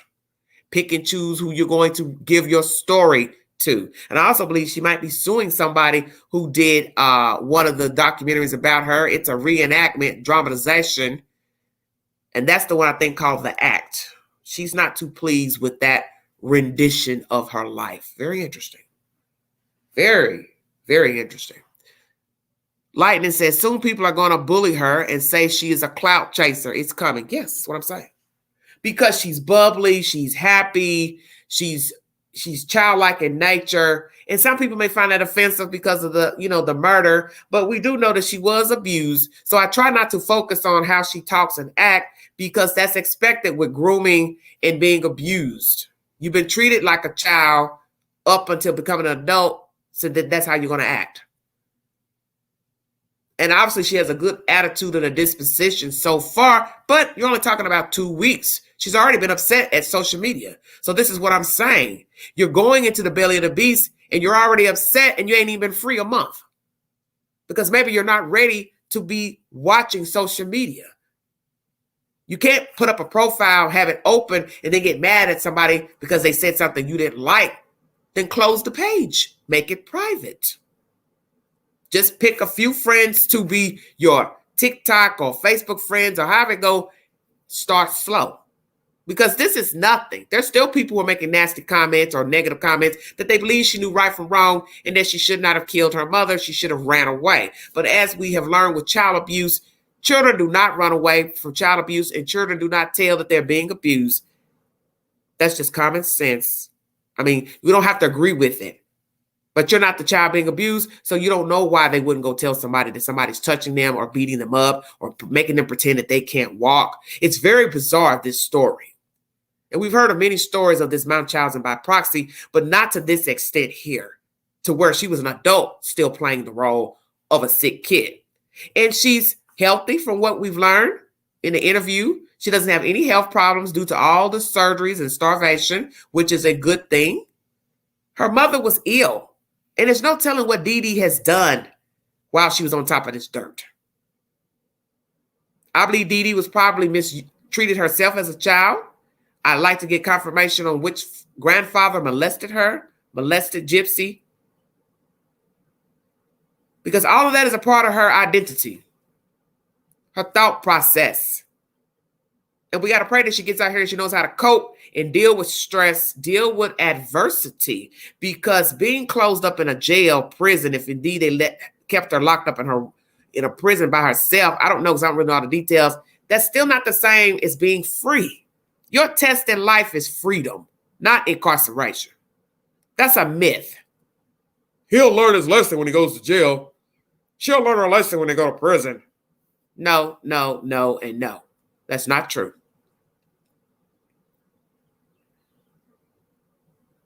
People do not necessarily learn a lesson because they were incarcerated. I think we know that's not true due to the fact that people have been in and out of jail 4 or 5 times, 10 times. Then what's their problem? I'm not here to say that she's going to go out here and mess up. I'm not saying she's going to get into trouble.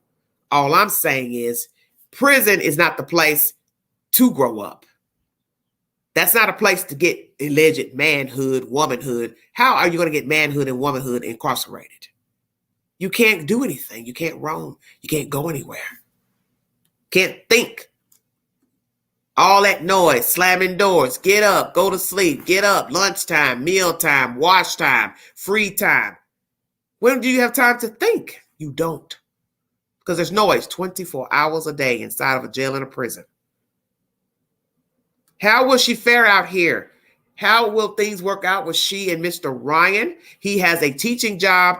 How will the school board feel about him marrying this girl who conspired to kill her mother? Will parents feel that he's the right fit to teach their children? So you have to think about all that. Now, he's a teacher for special ed children. Will somebody complain? I don't want him teaching my kid. He's married to that girl. He don't know nothing about her. She killed somebody up, killed somebody. See, he has not thought this process out. You have a professional job dealing with children. People are going to judge you if you get yourself in any type of situation, relationship with somebody that has this type of profile background. And it's not to say that she would hurt a child or do anything illegal again. The point is, he is in tune with her. And that may be a problem for a parent.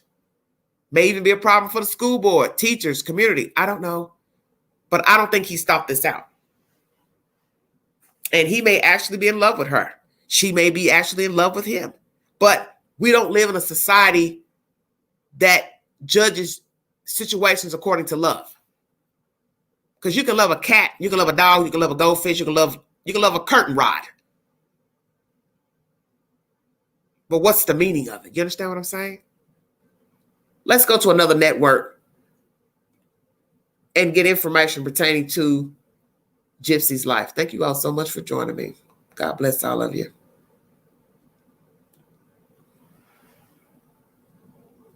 Untold truth revealed. Gypsy Rose, her confessions.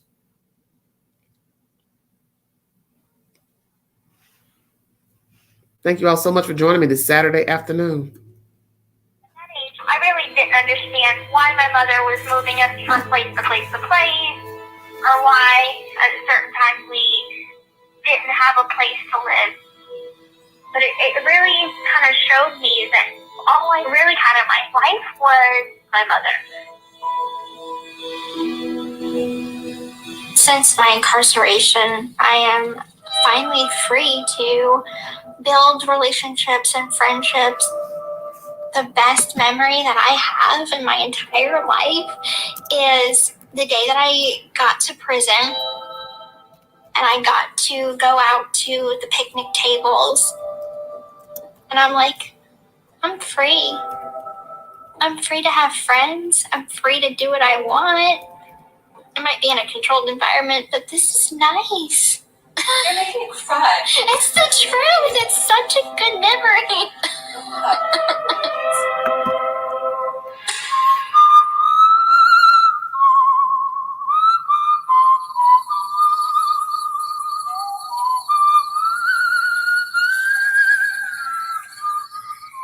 When Gypsy was around 8, Dee had called one day and said she was diagnosed with leukemia. Like, this poor girl, she has all of these illnesses and then has this. Honestly, I really didn't know what cancer was, but I was going through so many medications and surgeries that I didn't question it. Most of the family felt that it was not real. You know, it's kind of like the wheelchair. But then Dee was shaving Gypsy's head and seeing that the medicine is making her hair fall out. So you really didn't know what was going on. Of course, it was years before we found out that, she didn't have leukemia. That wasn't true. That all of us a lie. Munchausen by proxy perpetrators go to the ends of the earth to maintain the charade of having a sick child.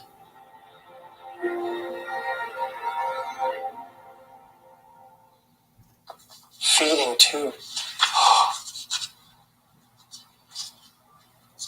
Wow. After looking at the medical records, apparently Dee Dee had suggested to different doctors that Gypsy was not getting enough calories to allow her to gain weight, meaning by mouth, which is just wild because all of that was a lie. The documents that we saw at Gypsy said that you have a fear of eating. That's ridiculous. Is that something like my mom said? Yes. Wow, no, I never had a fear of eating. Regardless of what Dee Dee said, it's a doctor's job to figure out what's real and what's not. And Exactly. that was not done for Gypsy. Exactly. Unfortunately, the decision was made to have a surgical procedure to put a hole into her skin down to her stomach in order to feed.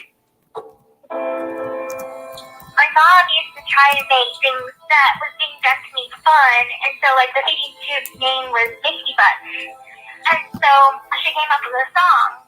It went like this. Mickey Button,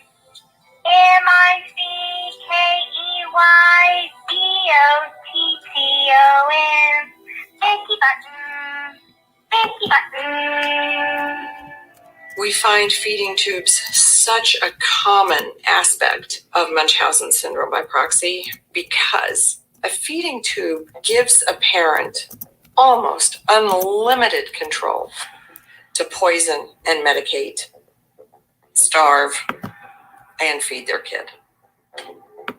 After the doctors placed the feeding tube in my stomach, I spent 6 months straight inpatient in Children's Hospital in New Orleans. But it wasn't too scary because there was another little girl that was inpatient and she had a feeding tube. And so the thing that she had one made it easier to accept that I have one. She had a feeding tube installed, so she couldn't have any physical hard foods, and so they need to clean out some of that stuff from time to time. The feeding tube was painful, especially when it needed to be changed, because stomach acid erodes the internal hardware of it. And so every 6 months it has to be replaced. And when it has to be replaced, the child or person is not put under any kind of general anesthesia. They just deflate the balloon that's inside the stomach that keeps the feeding tube in place, and then they just flip it out. But it right now she's talking about the feeding tube, and it has to be cleaned, I think, like every 6 months or so in the stomach. When you look at the pictures of her in this brief information by Annie, you see that she looks tired, probably sickly, because these people are going inside your body doing things that they're not even supposed to be doing because you're not even sick. So imagine lying in a hospital bed, getting all these surgeries and things and pumped up with meds and antibiotics and painkillers and tubes going in and out your throat, your stomach, when there's nothing wrong with you. There's nothing wrong with you. You're just lying in this bed being cut on and progged on and for nothing. That's the most disturbing part. You know, it's one thing to just be abused by somebody, but when you start getting people cutting on you and doping you up and cutting your hair off and just nonsense, she's getting it triple threat. The mother's got her putting on, shaving her head, taking her to all these places, you know, parading her around like a rag doll. And then you got these doctors who should know better and should be doing tests and double testing to see there's nothing wrong with her. At some point, a doctor did blood works and knew she did not have one of these diseases, such as muscular dystrophy and leukemia. You hear the family knew at some point she didn't have leukemia. The family was a suspect of her not being able to walk. Why didn't any of these people go to the authorities, to the state, to say, we don't think the girl is sick. We don't think that she's immobile. You can't just keep talking about stuff and whispering about stuff to people. And this is probably why they moved around a lot. This is why you hear her saying this during this commentary. We moved around a lot when I was younger and I didn't know why. This is probably why Dee Dee moved around, is because as soon as somebody probably said something to her, she got scared and poof, poof, poof, disappeared. And this is one true sign of child abuse. The people move around a lot. And we learned this with the case out in Texas of the boy who was about 15 or 16 that was found dead in the apartment, and he had been dead in there a long time. And the sisters and brothers finally came out and told the truth. Or no, he wasn't 16. I think the 16-year-old came out and told. I can't remember how it goes. But anyway, there was a dead kid that had been lying in the bed for a whole year. Please check my YouTube videos library for that case. Very diabolical case in Texas. What was the first thing you heard one of the grandmothers say? Yeah, she moved and I didn't know where she stayed. And well, you should have called the state to say, hey, there's something going on with my daughter, granddaughter. There's something ain't right. I'm trying to reach her. She's moved. She's got open cases of child abuse or closed cases of child abuse. I still think she's doing it again. And maybe one of those kids will be alive today. But no, they're dead. Because nobody opens their fucking mouth. And I'm going to tell you something. I am so tired of these stories of hearing people talk about stuff after the fact. They're lucky she even got out of prison. Let me make that clear during this live stream. All this hugging and kissing and glad to see her. Well, you better thank the parole board. You better thank the people who gave her the sentence, such as the judge, because he could have given her life alongside her buddy. But because she was abused, that's the only reason why she didn't get a long sentence. And as somebody in the chat said, had she killed Dee Dee herself, she probably wouldn't have even been arrested. Because they would have said, yes, self-defense. She's kept this girl brainwashed, tied up in here, blah, blah, blah. Because she was still playing the role in the wheelchair when she met the boyfriend at the movie theater and had sex with him. If you did not know that. They had sex in the bathroom stall of a movie theater. So that means she had Dee Dee take her to the movies in that wheelchair, playing paralyzed, and then roll to the bathroom, jump up, have sex in the bathroom with that boyfriend. This story is deep. And there are probably lots of things Dee Dee did to this girl and other people that nobody knows about. And you hear the stepmother saying on Banfield, she did a lot of stuff to try to keep me and this man from getting together. Dee Dee was diabolical. But what is going to be the bad part of this story is if this young lady gets out here and get herself caught up in some damn drama because she doesn't know how to cope. She doesn't know how to navigate. She has to have somebody that's lucid upstairs and well-rounded to guide her. And we have to pray she's in good hands with her family and also this new husband. Thank you for joining me.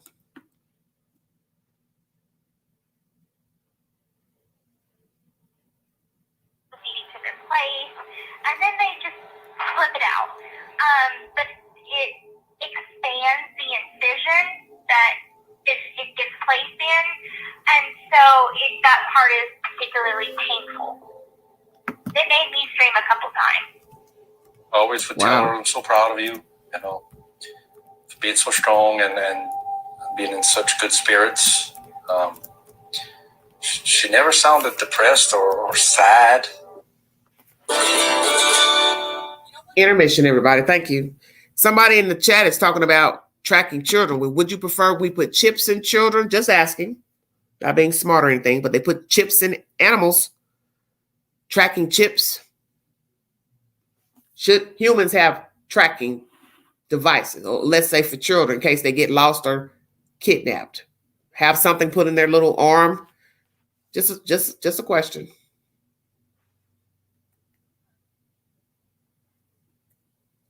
Never sounded depressed or sad. It's a father speaking. I think I had the feeding tube placed in when I was about 8 years old and had that feeding tube changed every 6 months until I was 24.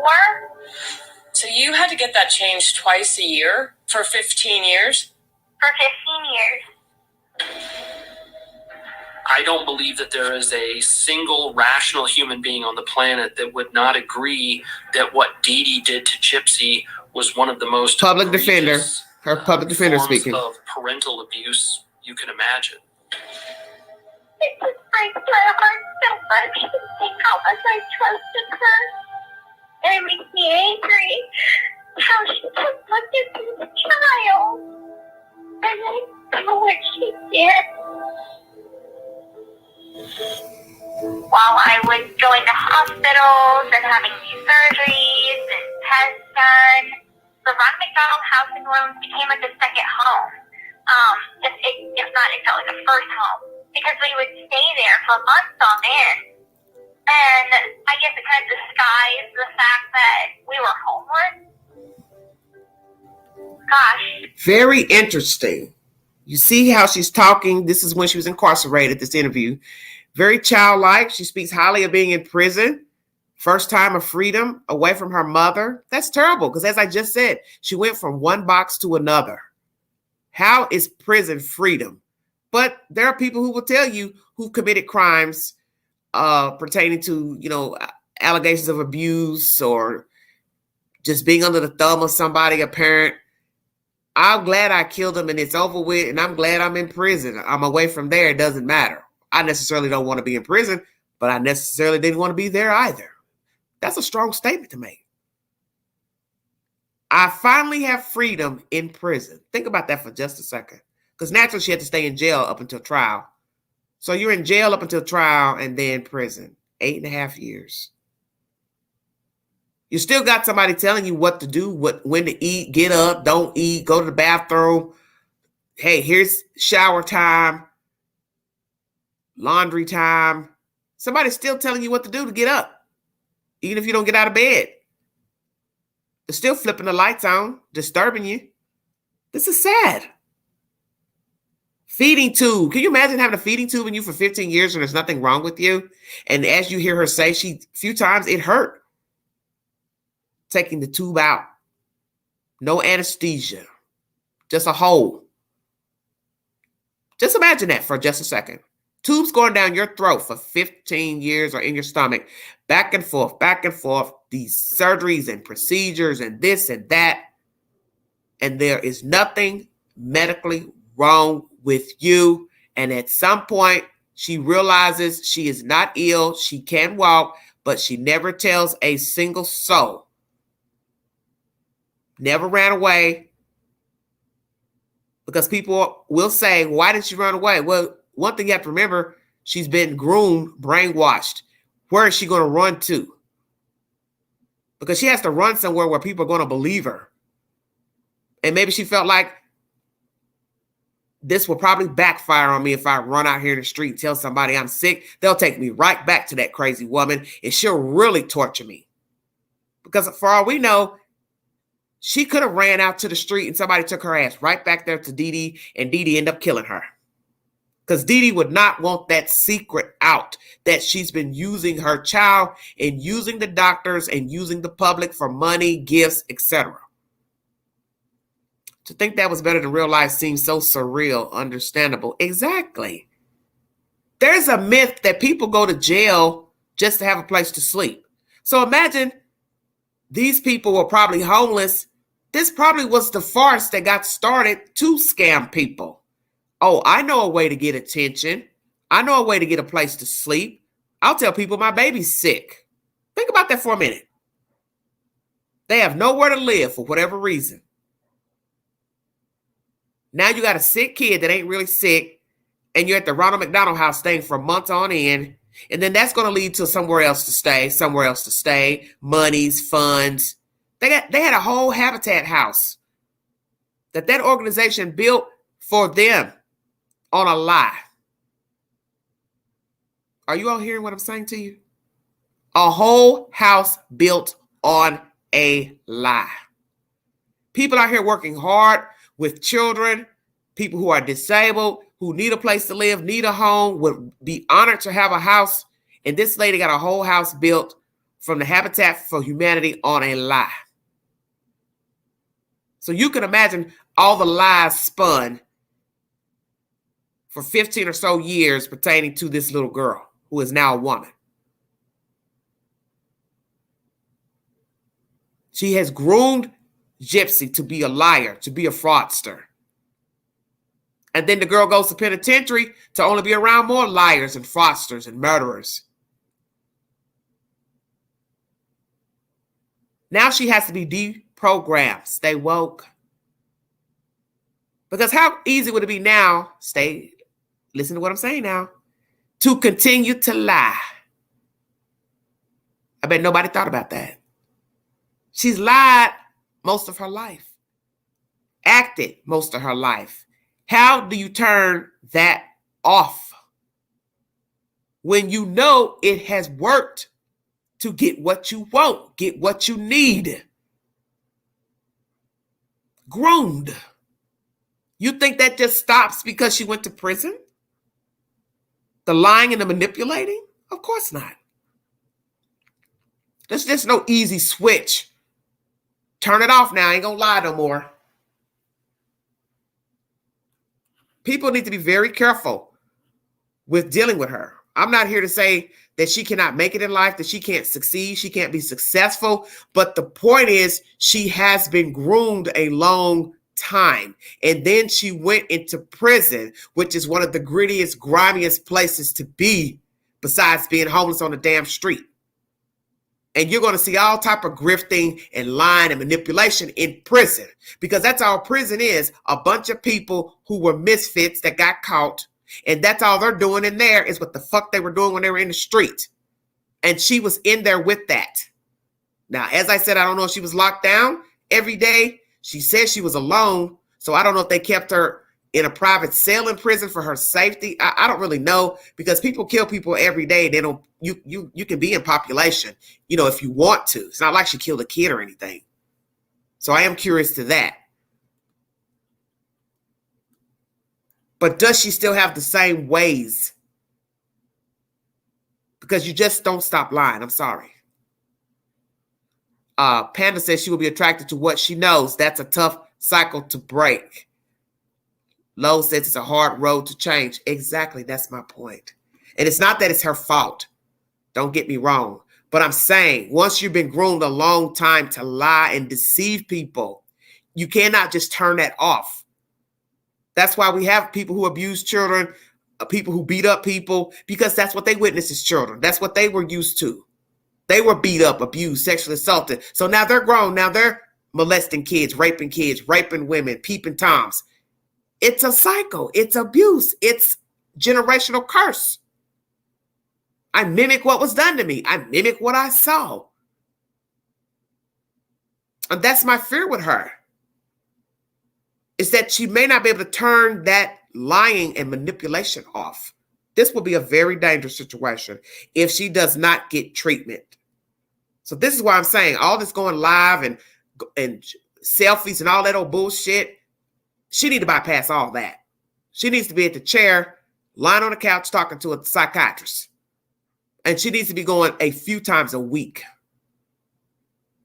She needs to talk to somebody who can listen, be objective, and help guide her out here. Possibly a life coach. Because as I said, in my opinion, the one mistake she's made already is getting married and moving in with a complete stranger she doesn't know anything about. Because you can video chat, write letters, do all that old type of BS for a couple of years. But the true test of life is when you are free and you are walking around, you're paying bills, you're going to a job, you're going to church, you're dealing with people's attitudes, dispositions, how you respond. That's your true test. Freedom. Incarceration, that's a confined space. You can only do so much in prison. Your true test is out here walking free with other people. And I just pray that she can navigate safely.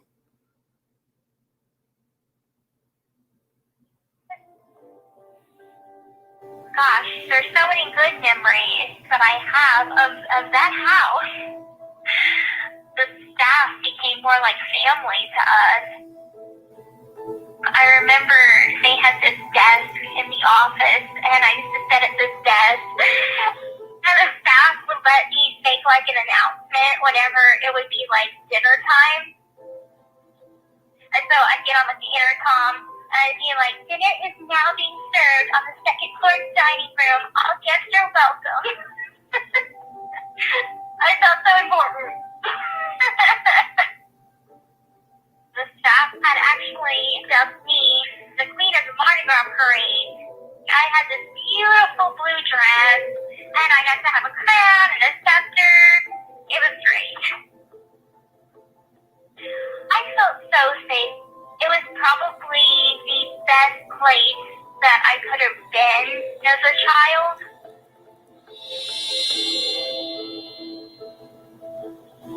Christina, do you take one? Mark? I'm Christine Hooter. I was friends with Gypsy. When I was in elementary school, I was a Girl Scout, and our troop did an Adopt a Family program, and Dee Dee and Gypsy became mine and my mom's family. I was told Gypsy had cancer and was not going to live like past the age of 10 if she was lucky. She would tell me, with your cancer, you only have about 2 more years.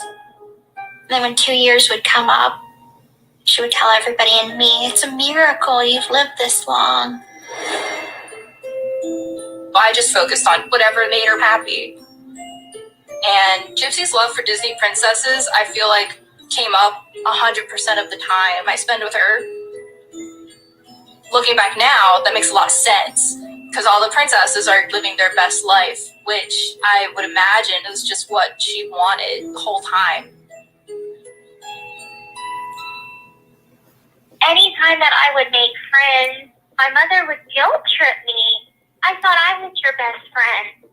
And she would make me, in a sense, push them away myself. Jealous mother. That's what this was all about. Insecure mother, mad at the world, wanted attention, didn't get the attention she felt she deserved in life, so she used her daughter to get attention. And many people use their children for attention, especially people who have sick children, not sick, but use them and make them believe to be sick. People who have talented children, who are musicians, athletes, they use it to the fullest. And you've seen people gloating about what their son can do, daughter can do. And there's nothing wrong with bragging about your children, but it's unhealthy when that's your mantra. That you don't even talk about yourself. You just talk about what your son did, what your daughter did. And this is when people get lost in translation and they become diluted and detached from reality. This woman built her own reality in a very sick bubble, and she used her daughter. And I find it very bizarre that nobody caught on to the lies. Because if family said we thought something was off, she wasn't sick, then you should have went to the authorities. You should have called the Department of Human Services and told them what you thought. And if you had at least 4 or 5 people talking to the state, making claims, that would be more believable. If we've got, 5, 6 people thinking there's nothing wrong with this kid. Okay, let's go over here and investigate. Let's pull up doctors' records. I think eventually the truth would have came out, because let me tell you what possibly would have happened. Somebody would have watched the family coming and going out of the house. Somebody would have took the daughter to a separate physician. The state would have. And that doctor would have performed tests to see if she was mobile or not. Blood work done to see if she had any of these diseases. And then the truth would have been told. And then Dee Dee could have been brought to justice for abusing her child. See, this is what is so interesting about life. And Dr. Phil has said this best. When people do these type of things to children, you change who they could have been. Hello, Badger. Thank you. You change who they could have been. So just imagine had she had a wholesome mother, a father who had contact with her. She right now could be working a successful job, have children, a home, a car, a dog. But now she's newly released from prison, married to a stranger. Because we've heard the horror stories of people marrying people in jail, out of prison, all that type of nonsense. And it can go terribly wrong. Go downhill really, really quick. We've seen people get out of prison and they leave the people. People have supported them, put money on the books, commissary, visit them. Boom. They get freedom. Their asses are gone. Ain't nobody heard nothing. Did you see him? Did you hear from him? I ain't heard nothing. The guy's on with the next female. Next thing you know, he's got somebody pregnant. Just all type of crazy stuff you hear of people who get released from prison. Because when you deal with dual offenders, people who's, offending, breaking the law, they don't have an identity. And I'm not saying this is her case, but she does have a severe case of grooming and abuse.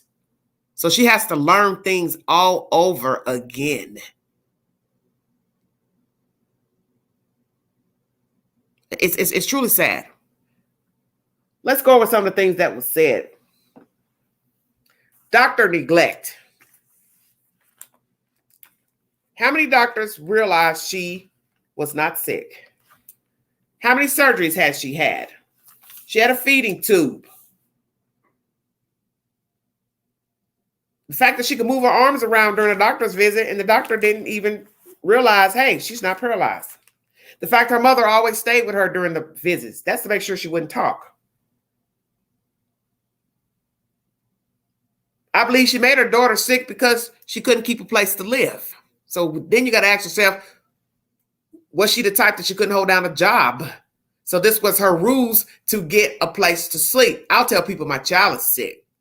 Did she ever make her sick? Give her any type of poison or do anything to get this started? See, now you got to ask yourself that. What started Dee Dee of making her sick? Because it comes from somewhere. And I think all this started at the age of 8 or 9. So what led Dee Dee to pretend she was sick, and why were there no doctors to come forward with a complaint against the mother? I'm baffled at that. The father, where was he all this time? Did he try to reach out, file a missing persons report? What did he do? What did he not do? Does he have any regrets, remorse?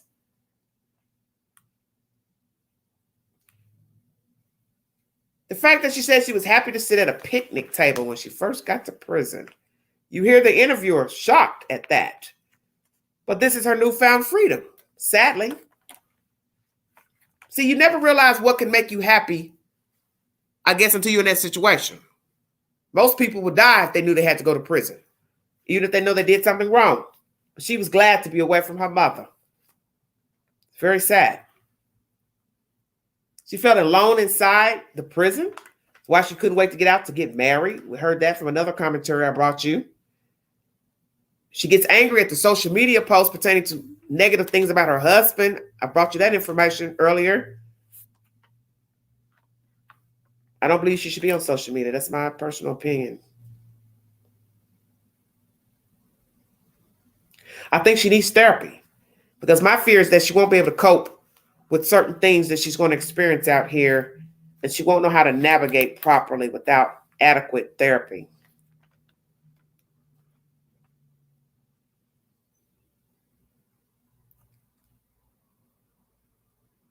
What else do I have?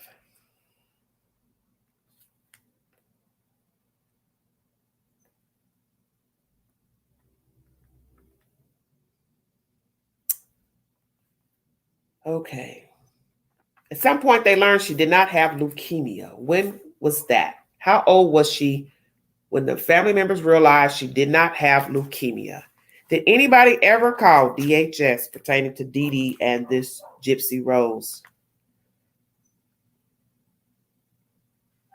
The fact that the mother told the doctor she wasn't getting enough calories, it's just so bizarre. This is why I said, was she ever doing anything to her to make her sick? Hair falling out, medications, mother shaving the head. Just imagine, had one day she kept doing this, making her sick, doing something to her for her hair to fall out, the medications or the medications that she was getting for this false diseases. What if the hair never grew back? Imagine that. Because we do see her with a head full of hair now. How does she feel getting her head shaved?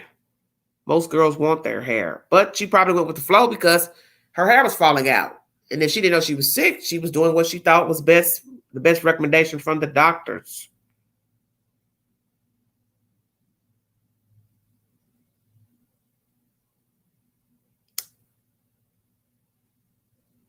The posting to social media. It's very strange to me.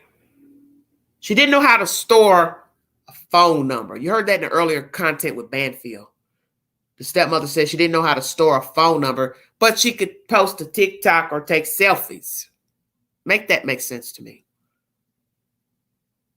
How would I know how to go into TikTok, IG, set that up, but I don't know how to store a phone number? Seems like the phone number would come quicker than going to IG, Facebook, and opening up an account. Because you still have to be able to read and follow the prompts to TikTok, X, Facebook. It's all the same. You follow the prompts. It'll say next, next. And everything's touchscreen now. So why didn't she ask her husband to show her how to store phone numbers? Because they said the stepmother said the grandmother or somebody was trying to reach out to her and was calling and she didn't know that was her number. Very interesting. Okay, what else do I have?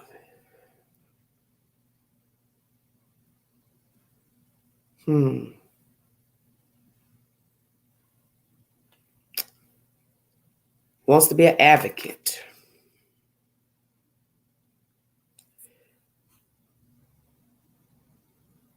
Will she be able to cope out here? That's what I'm curious about. Will she be able to cope out here? Whoa, honey badger, really? She's a manipulator. Lightning says CPS went to the house a couple of times. Okay, I hadn't heard that because I haven't watched all of this A&E of her when she was in prison and gave an interview. Because she's talked to a few people since, before being released. She's talked to Dr. Phil for commentary, and I can't play Dr. Phil for due to copyrights. But I prayed that the other network won't snag this part of the video because then most of that will be cut off, the last part, before I start giving you my commentary. But This is possibly why the killer, the boyfriend, has life. People watched interrogation during trial, felt like he enjoyed killing the mother. Some of you have commented in the chat about, or under the videos that, under the videos in the YouTube queue pertaining to her demeanor at the hotel. She didn't seem like she had any remorse. That's because they had gotten rid of the mother. That's what that's about. Ding dong, the witch is dead. Hell yeah, I'm glad to be rid of her. She's been using me. And I think the only reason why most of us would have somewhat of empathy, some empathy for her, is only because Dee Dee exacted extreme abuse against her. Now, if this is just a case of a wayward kid wanting to go out and have fun and party and date some boy and kill their mother, this would be a totally different situation. But the mother was abusive. That's been proven. That's not a myth. That's not an allegation. But her childlike behavior, this happy-go-lucky demeanor you see, may just rub people the wrong way.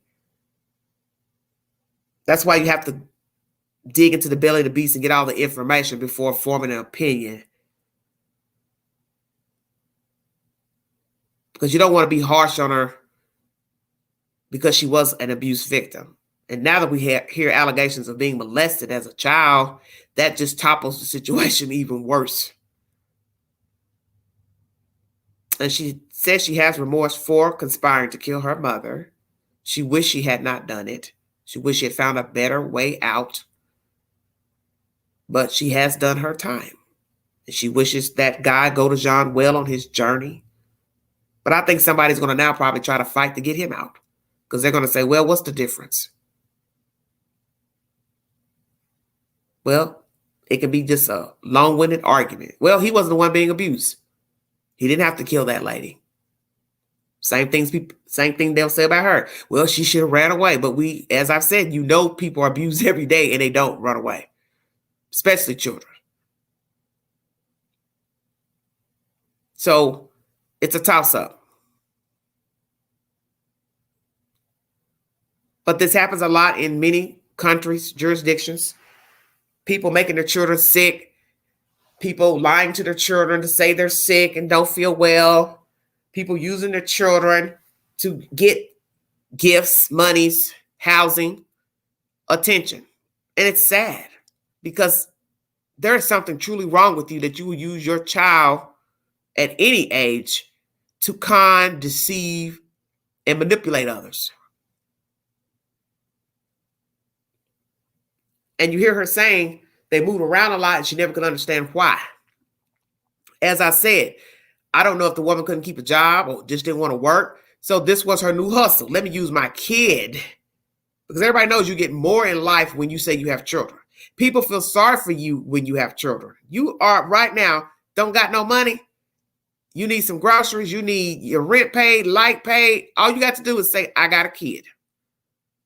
Somebody out here is going to give you some money, or they'll put the check in the mail for you, or go down to the place and pay the bill for you. Because the one thing people do not want are for children to be starving and for children to be in a house without no heat, no air. Everybody knows this. Oh, they got children? We can't have the kids starving. Oh, no, they got to have heat. Got to have the gas turned on. And she figured that out. I don't know what she was going through in the beginning before this fraud started, but something triggered her to use her child. And what that was, I do not know. But if indeed, like I said, she got behind on her rent, couldn't pay the rent, didn't want to work, whatever, I believe that was the start of this connery. Well, I'll use my kid. I can get attention that way. I can get help that way.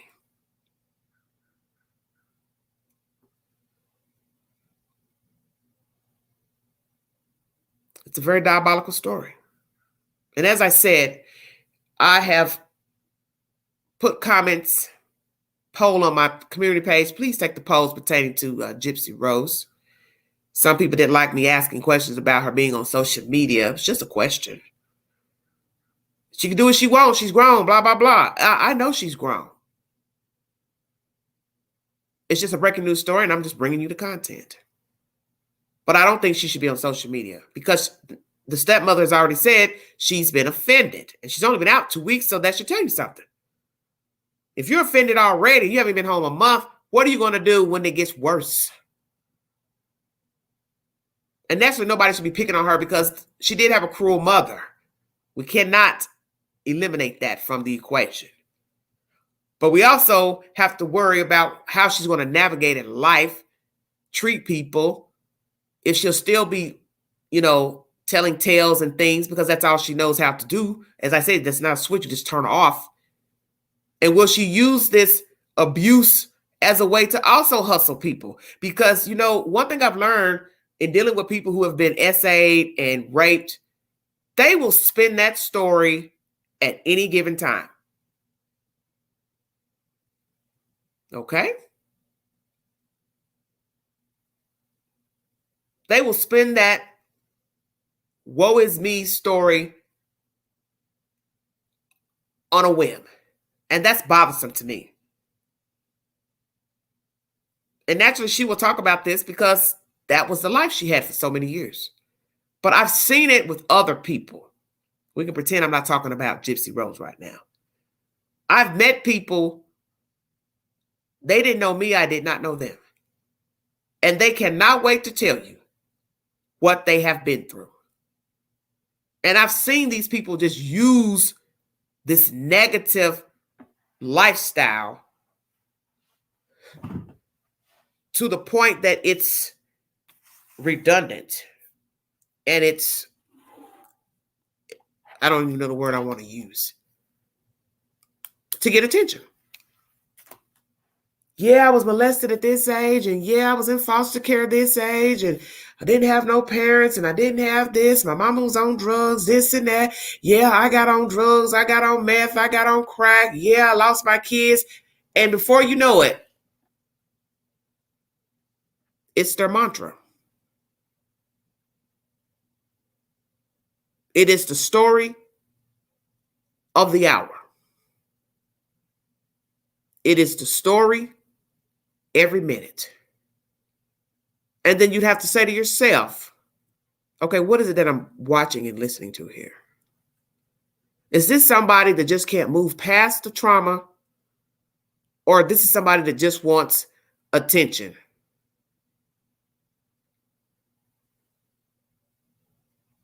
Well, I won't doubt that that's why she did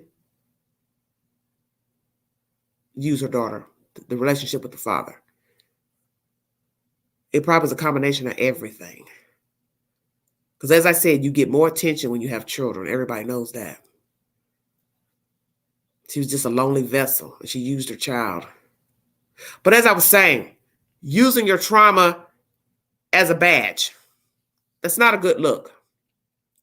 Because you have people my age, 50 years old, 50 plus, and they're still talking about what their mother did to them, what their father did to them. I know somebody right now, 40 years old, they cannot stop talking about being abandoned by their parents.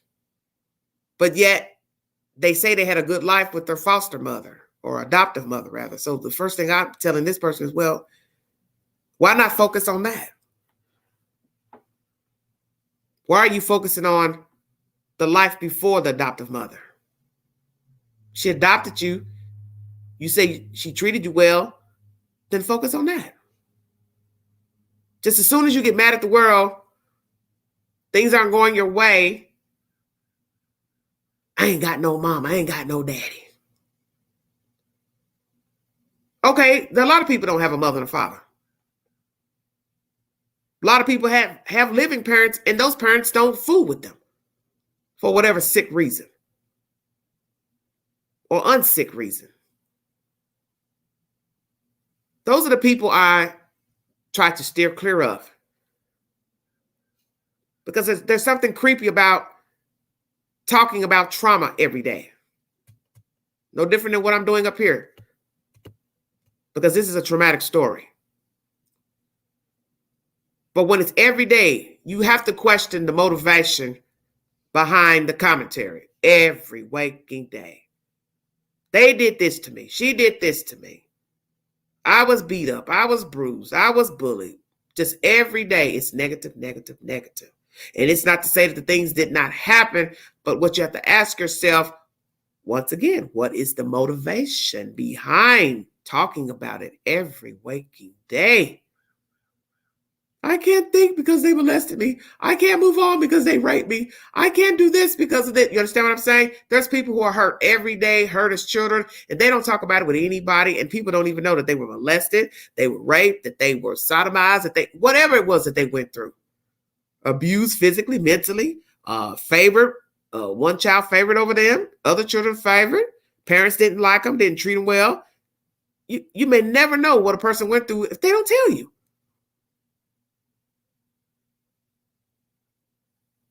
And I don't know if this will be the road that she will carry, because right now it's the story that's selling. You hear the stepmom say to Banfield, take advantage of it. Exactly what she said. This is your chance to speak, talk, tell your story, then tell it. My fear is that she will ride this donkey ride, and some of you other ones may jump on that ride with her, and then it becomes a damn circus. I'm not saying it's going to happen, but I'm just saying I know how tragedy can come about, and people take advantage of the tragedy to do just this, jump on TV shows, talk shows, and then before you know it, that shit can jump on over here to YouTube, and then it's just out of control. Because like I said, she didn't even wait a whole week before going to social media after being released from prison. And I just don't think it's a good idea to be on social media this quick. Now, naturally, people go to jail and prison all the time, and they go get them a phone. And yes, they post to let people know they're out of jail, they're out of prison.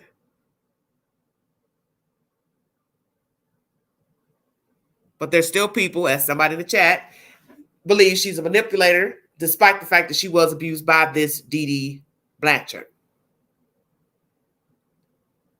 And there are going to be people who will have negative things to say about her and may even say it to her in passing, even though they know she was abused by her mother. Because I'm not about to excuse nothing that Dee did. This lady was heinous. Very heinous. But I won't doubt that somebody will try to advocate for Mr. Godejohn. That is the murderer who exacted the murder of her mother. Some will probably try to advocate to get him released from prison. I see that coming next. I actually see that coming. And in some states, Gypsy would also have been inside of prison 20 years or to life. Because some states give the orchestrator the same amount of time as the person who committed the crime. So she got off very lucky.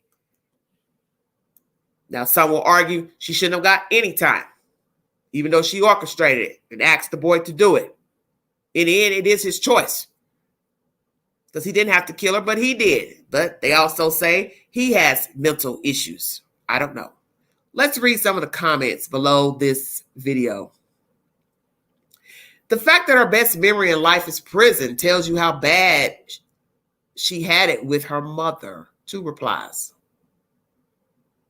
Even when she talks about prison, it's like she's looking back on great memories.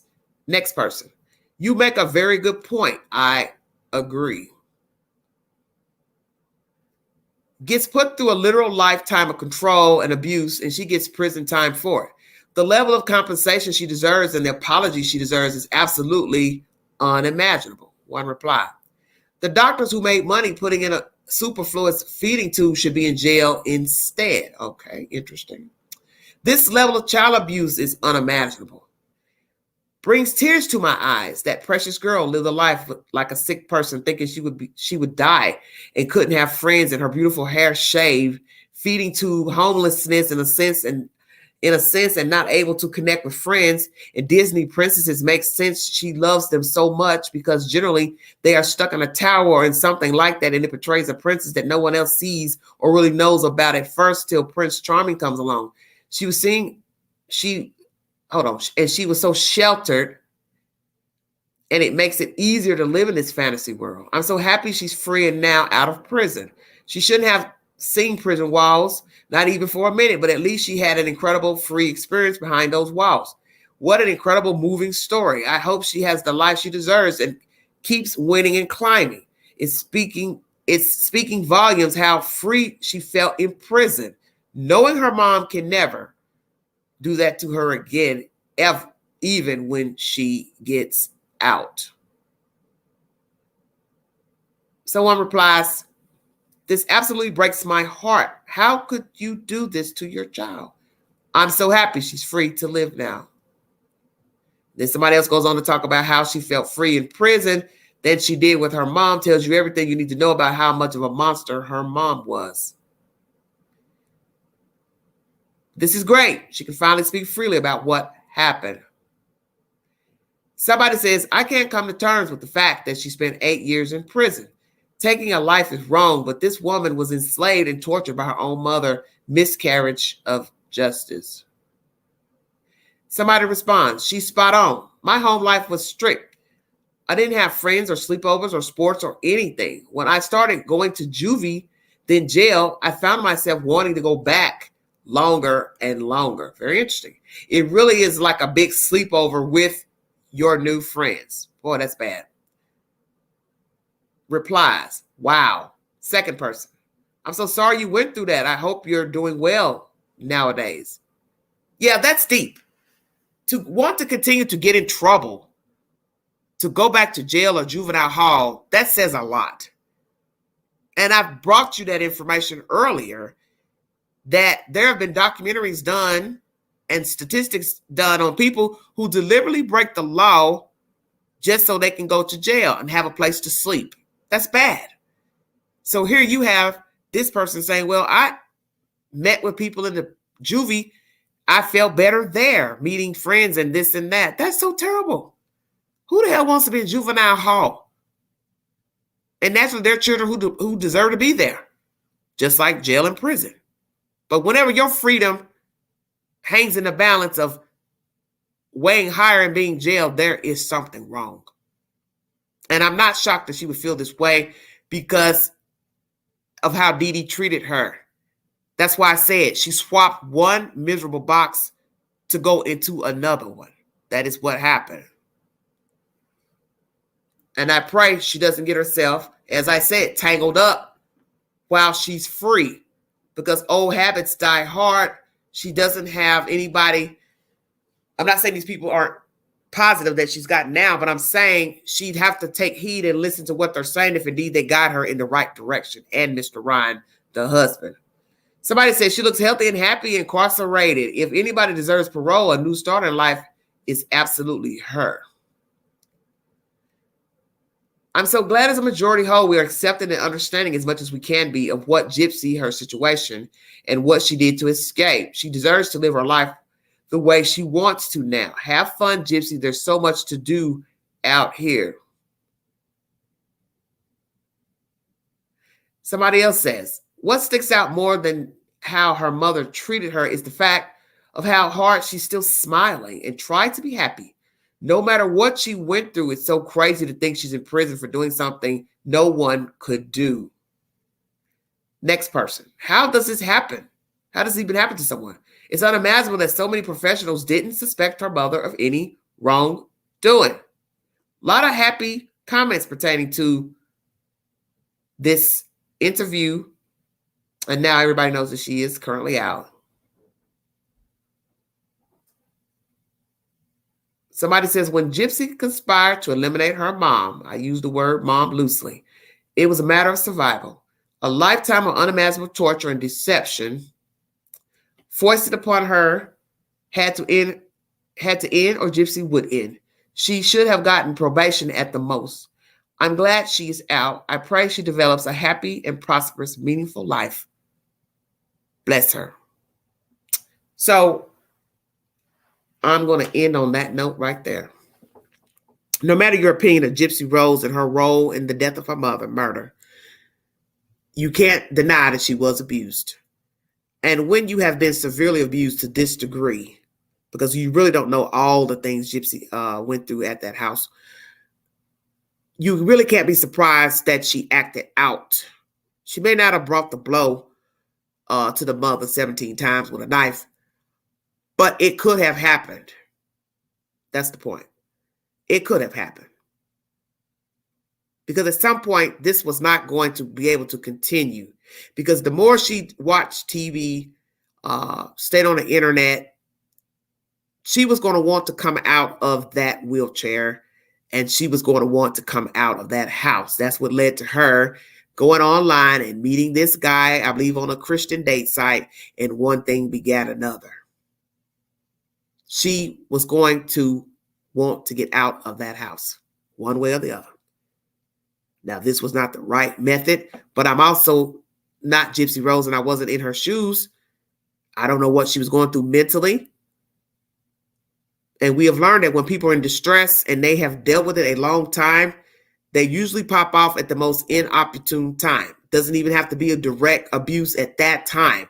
But their mind has told them, you've got to get out of here. You've got to survive. This is not going to continue a day longer. Just do it. I remember a story years ago down in Georgia where there was a family that was filled with incest, and the father was making out with his own daughter. And even when she became an adult, started making children, she lived right next door to the family compound.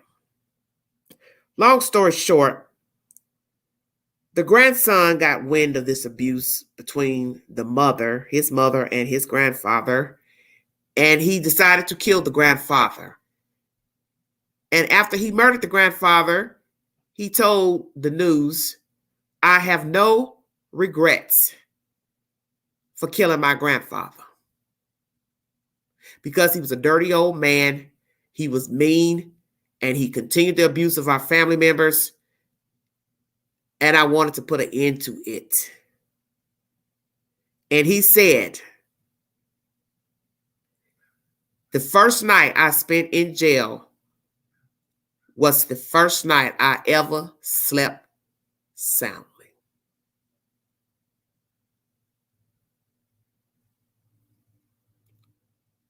Did you hear what I just said?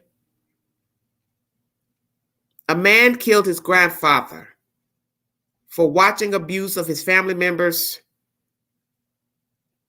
incest, and he was a young boy or late teenager. I think he might have been about 19, somewhere in there. He killed his grandfather in cold blood. And he owned it, admitted it, and said he has no regrets because he was tired. And he said he slept sound for the first time in his life in that jail cell first night. Now that's deep. And that's what you hear here with her when she was incarcerated and she's going back, remembering her first time entering into jail, prison, or whatever. She liked it. It was freedom to her, her freedom. And that's the whole point of the story, that what I feel, you don't feel. What I see, you don't see. And to her, that was freedom, entering into a prison cell. She finally could talk and maneuver and do what she wanted to do without Dee Dee being in the background. And as somebody said, that should show you how disturbed Dee Dee was. Because she has tainted her mindset, her livelihood, by keeping her cooped up in that house and making her think, even though, hey, you may know you can walk, woo, woo, woo, I dare you leave here. Because she told her that. Nobody's going to believe you.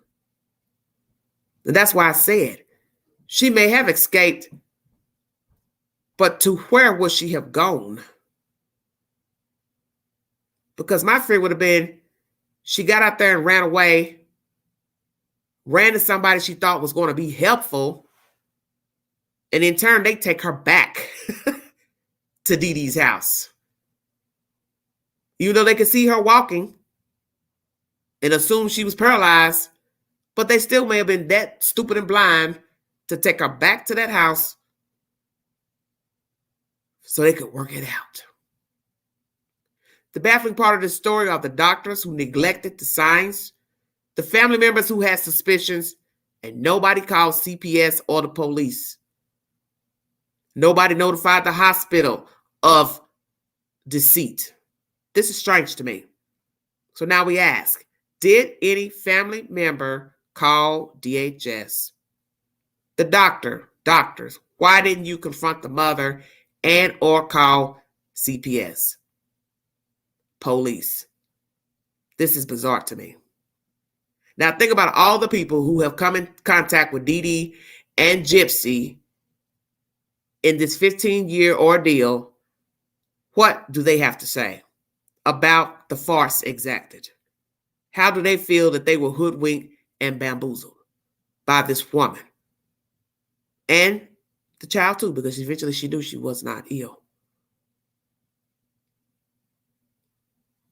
You see, you have to stand account at some point. You cannot turn a blind eye.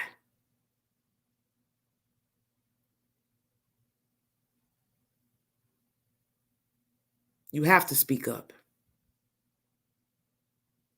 And I can't understand why no doctor spoke up. This is very, very weird to me, strange and baffling to me. And I agree with the commentary that Dee Dee probably would have killed her. I think she would have. I think if that girl had rose up and got in her face and told her, I'm tired of being in this wheelchair, I want to walk, I want to go outside, I want to live like normal people, Dee Dee probably would have beat her to sleep. Because she was a bigger woman. She had gained weight over time, and she possibly would have overpowered this young girl. Because you always have to remember about the secret. If a person is willing to lie for 15 or more years, what do you think they would do when confronted?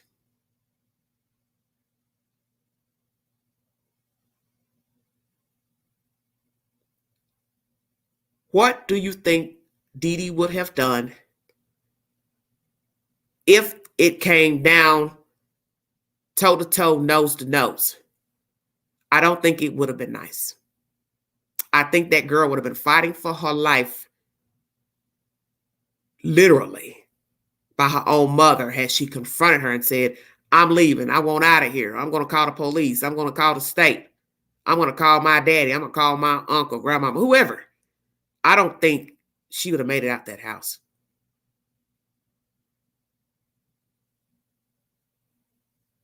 Because she could have planned, well, I'm going to have to get rid of her now. And she could have concocted some type of medley, put it in a soup or food, fed it to her, and that girl would have been dead. And then finally, everybody would have been saying, oh, I guess she was sick. There's no way I would have trusted Dee Dee to continue this farce with her because it wasn't going to work. It was going to have a breaking point. Because as I said, this girl would have wanted freedom, and that's exactly what happened. She went online and found somebody, told him her story, and one thing led to another. So it was going to happen either way. That's how I look at it. Something was going to jump off in that house. And yes, it would have been nice had Gypsy went and told somebody, rolled out the house in a wheelchair and just said, well, I'm just going to go sit outside in the wheelchair. And then guess what? I'd have rolled that bad boy all the way down and took off running. Dee Dee wouldn't have been able to catch her. But hindsight is 20/20. She didn't do that. Could have snuck out, did this, did that, but she didn't. And that's the point. You can't go back. It's a very sad tale. And hopefully she can help others to not choose this avenue. As she has said during a news interview, she wants to show younger people, children, this is not the road you want to take if indeed you're being abused by your parent. There are other ways to reach out to get help instead of killing your parent. And even in the end, she still speaks positive of her own mother, which some may find that bizarre. She's not a monster. She just had demons. I love my mother. Still love my mother. Now, some of you may believe that. Some of you may not. Maybe she does still love her mother. Maybe she did regret killing her after it happened. May have seemed happy at first, but maybe as time went on, the truth got out during interrogation. She got locked up in jail. The truth sank in. I'm not coming out of here. But as you see, her disposition stayed pretty much chipper. And maybe that took a while. I'm not sure, because I don't know how she, reacted when she first went to jail and then to prison. But you hear that when she did first go, she was glad to be there. So at some point, she found peace in prison. And I don't care what anybody says. That's just deep. I don't care what your crime is. That's a deep thing to say when you could have tried to get to freedom, but chose not to. And your punishment is prison, and you feel at peace in a box. But you just left the box. It's baffling. Thank you all so much for your time. God bless all of you. Thank you for tuning into this 2-part live pertaining to George and Cindy Anthony, the parents of Casey Anthony. They have taken polygraph tests and have passed them. We will wait to see if Casey Anthony will respond to the information of the polygraphs. Naturally, they are admissible in court, but you're entitled to believe what you want pertaining to the polygraphs. You're entitled to believe these people had nothing to do with the death of their granddaughter or aided in some fashion. You're entitled to your opinion if you believe Casey did it or didn't do it. But this is the said information at hand. And Gypsy Rose Blanchard is a free woman after 8.5 years of being incarcerated for the murder of her mother, conspiring to kill her. And she has been on social media. Her stepmother has spoken to the public. There will be a book release. There are documentaries out. And I do believe she's working on one now as we speak. So when I get those updates, I will bring them to you, the said information. Please check out the Anthony's polygraph test on A&E. That aired Thursday at 9 p.m. There are documentaries out pertaining to this story. I believe there are 2 that are out. I'll have to check where to find them, which network are playing them. But nonetheless, that's the set of information pertaining to Gypsy Rose Blanchard. Thank you, sweetheart. Thank you all so much for joining me. Oh, prayers for this young lady because she's going to need them. I pray that she can live a wholesome, stress-free, drama-free life, no matter if she's with this guy or not. I pray that she can build a bond with her other family members and her father and Miss, I think her name is Christine, the stepmother. Pray for them because they're going to need it. I just pray she stays out of trouble and she doesn't get in the wrong company because it's very easy. And I pray that nobody is bothering her, stalking her or her family, as you heard in the Banfield commentary, because that's not good either. There are very sick people out here. And this is why I say you have to be careful when posting things to social media and talking about things on social media. People get offended by things you post and say, and you are thinking it's no big deal because it's your page, it's your profile. As people were saying under my commentary on my community page, she's grown, she can do what she wants, she can say what she wants. But what you have to understand, there's always a price to pay for doing and saying things. You may actually feel like you're in the right, but somebody else may not agree. And I don't know why anybody would even go follow her on her pages and content and say anything negative. Just leave her alone. Leave her alone. Just let it go. If you'd like to donate to this great network, $BeGanji 129. Cash App, stickers and chats are always welcome during the live stream. Happy Saturday, everybody. Enjoy yourselves. I've put The Exorcist, the last installment of The Exorcist, for my Scream fans to watch this weekend. You can buy it or rent it here on YouTube. Thank you so very much for following this network. Please look forward to my next content pertaining to Summer Wells. I will bring you a video pertaining to her, possibly at the end of this weekend. And then I will also bring you some commentary pertaining to social media. I'd like to discuss how far is too far in posting to social media, bickering with people on social media, responding to comments on social media, and going live on social media? Have we gone too far in posting to accounts? That will be an upcoming live stream. Thank you for your time. You have been listening to the Vault Excel.